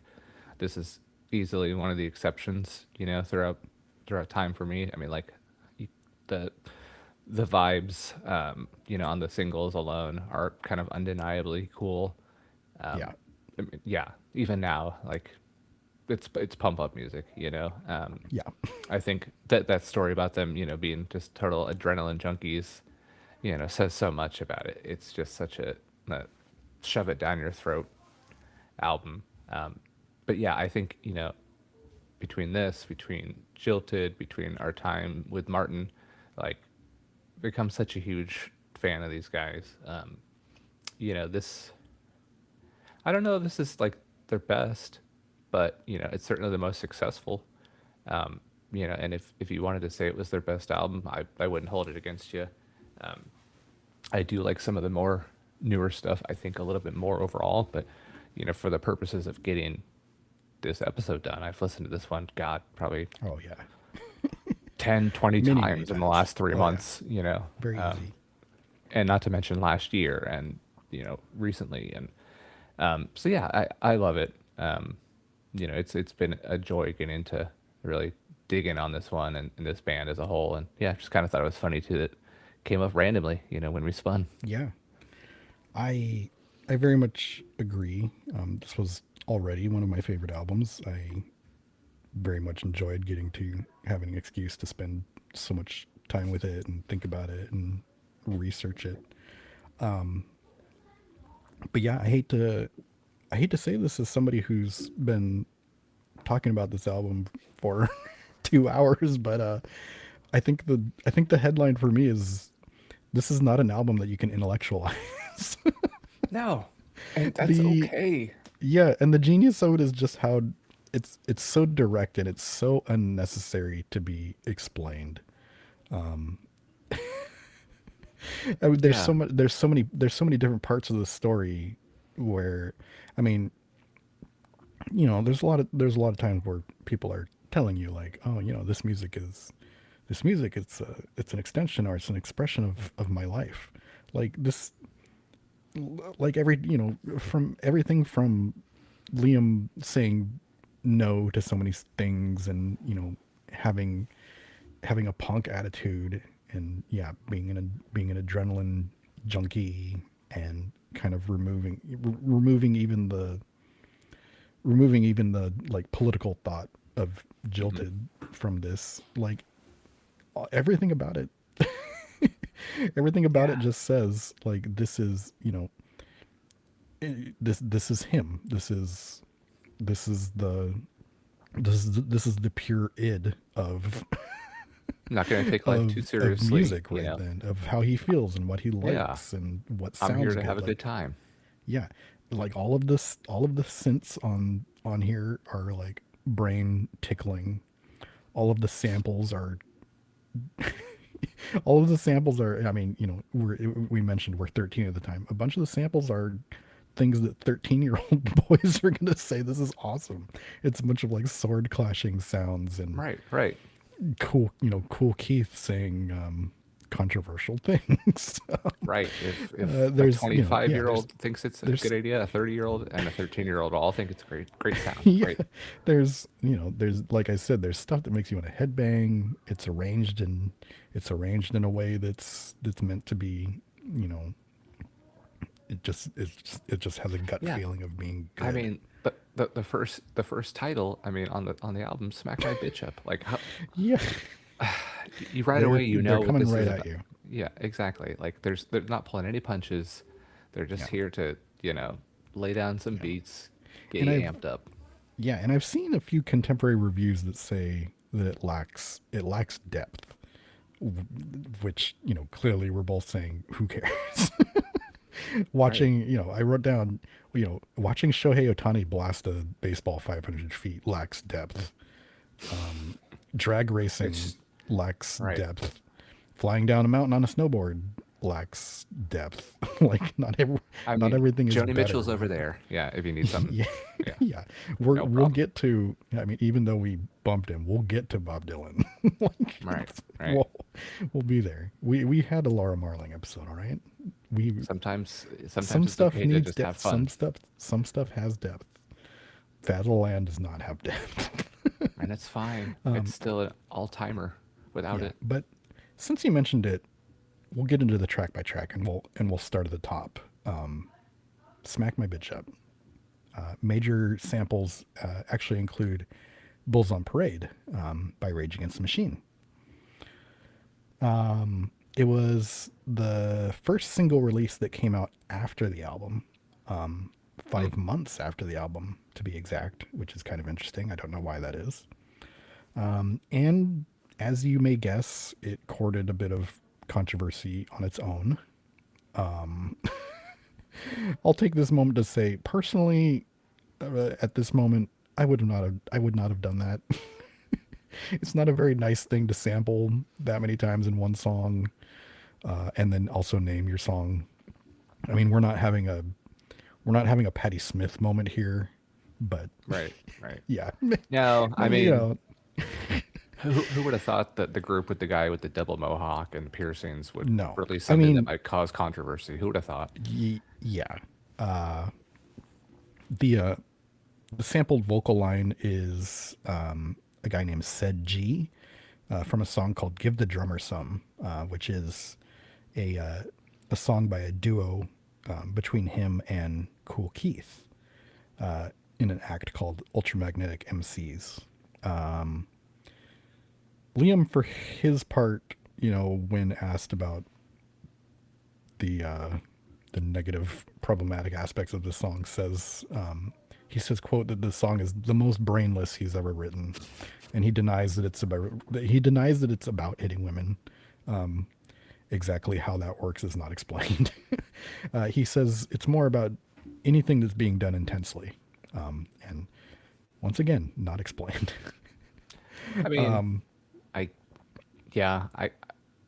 I guess that's me believing in like the good side of people. I always kind of assumed it was something like that. Like this is me smacking the snow off my I snowboard. trust him. Yeah. I trust him. Maybe not good, but I trust him that it's brainless. I trust him that it's not. Not malicious, Sexist. not intentional. Yeah. And maybe in a more modern explanation, I would defer over to people may have seen Mads Mikkelsen and oh geez, here we go. I had his name yesterday. I was just thinking of this. Who plays the bad guy in Rogue One? What's his name? Ben Mendelsohn. Oh, Ben Mendelsohn. Yeah. Yeah, there's a famous clip of an interview of they're both being interviewed for the press junket of Rogue One, and it somehow comes up that Mads Mikkelsen was in the music video for Rihanna's "Bitch Better Have My Money," and Ben Mendelsohn is like, "Wow, really? I'm jealous." And Mads Mads Mikkelsen looks at him with a big smile and he says, "I was the bitch." So, in the year 2026, both men and women can be bitches. This is true. This is so factually correct. On this podcast, I was a bit of a bitch to the Shins.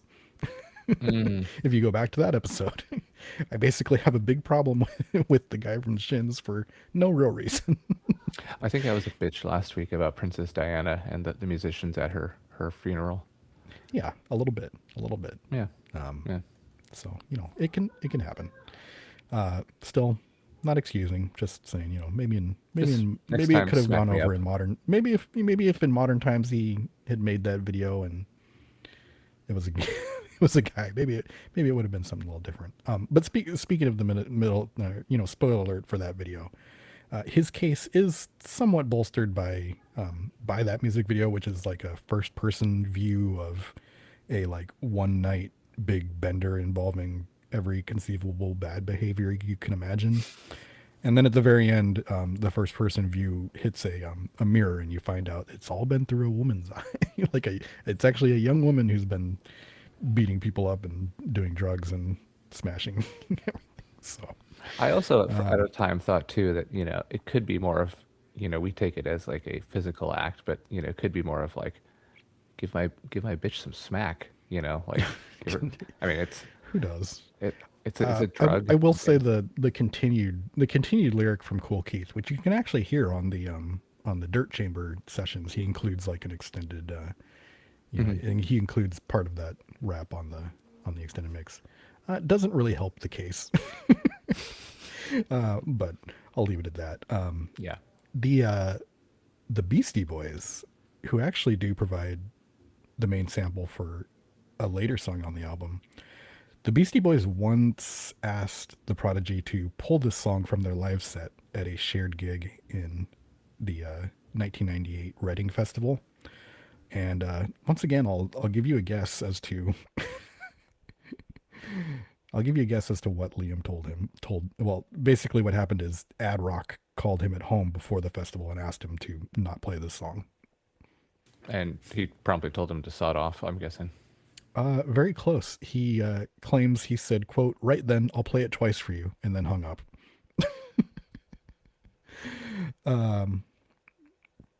He says that his attitude about the whole thing was a little more jovial, than people have assumed about the whole incident.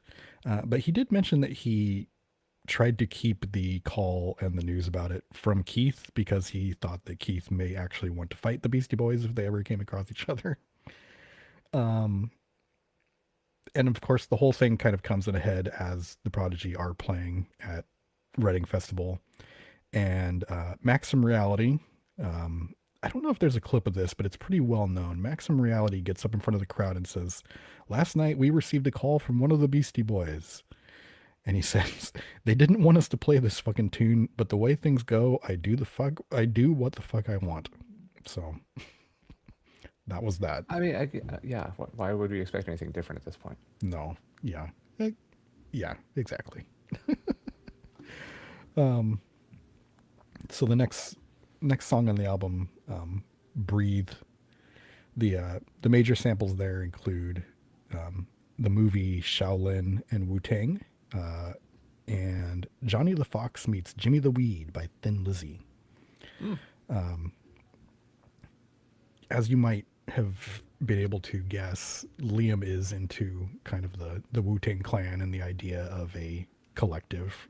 That's sort of where, he started out as as part of a kind of a UK collective thing. So, he's into that idea.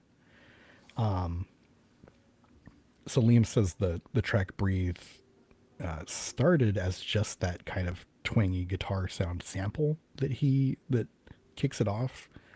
And he said he just experimented with it for 6 months before finally finding like the right accompanying sounds. And the lyrics are kind of like an imagined vocal battle between Maxim and Keith. They each wrote their own parts, and Professor Rave mentions that in the live show, like this is kind of their chance to kind of dramatically like both be on. They kind of take turns on stage, partly because it's so exhausting to do what they do.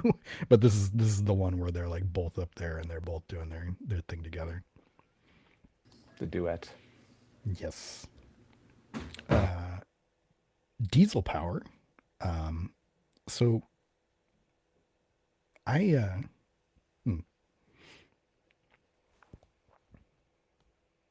oops. Oh. Okay. Do you want to Or pick could you it up later, or do you want to try and kill it off? No. I mean, probably just stop here, and then we can pick it okay. up from this. Yeah. Yeah, we'll do that. All right. I'll put a Okay. little note. Resume at Picking up Diesel at Power.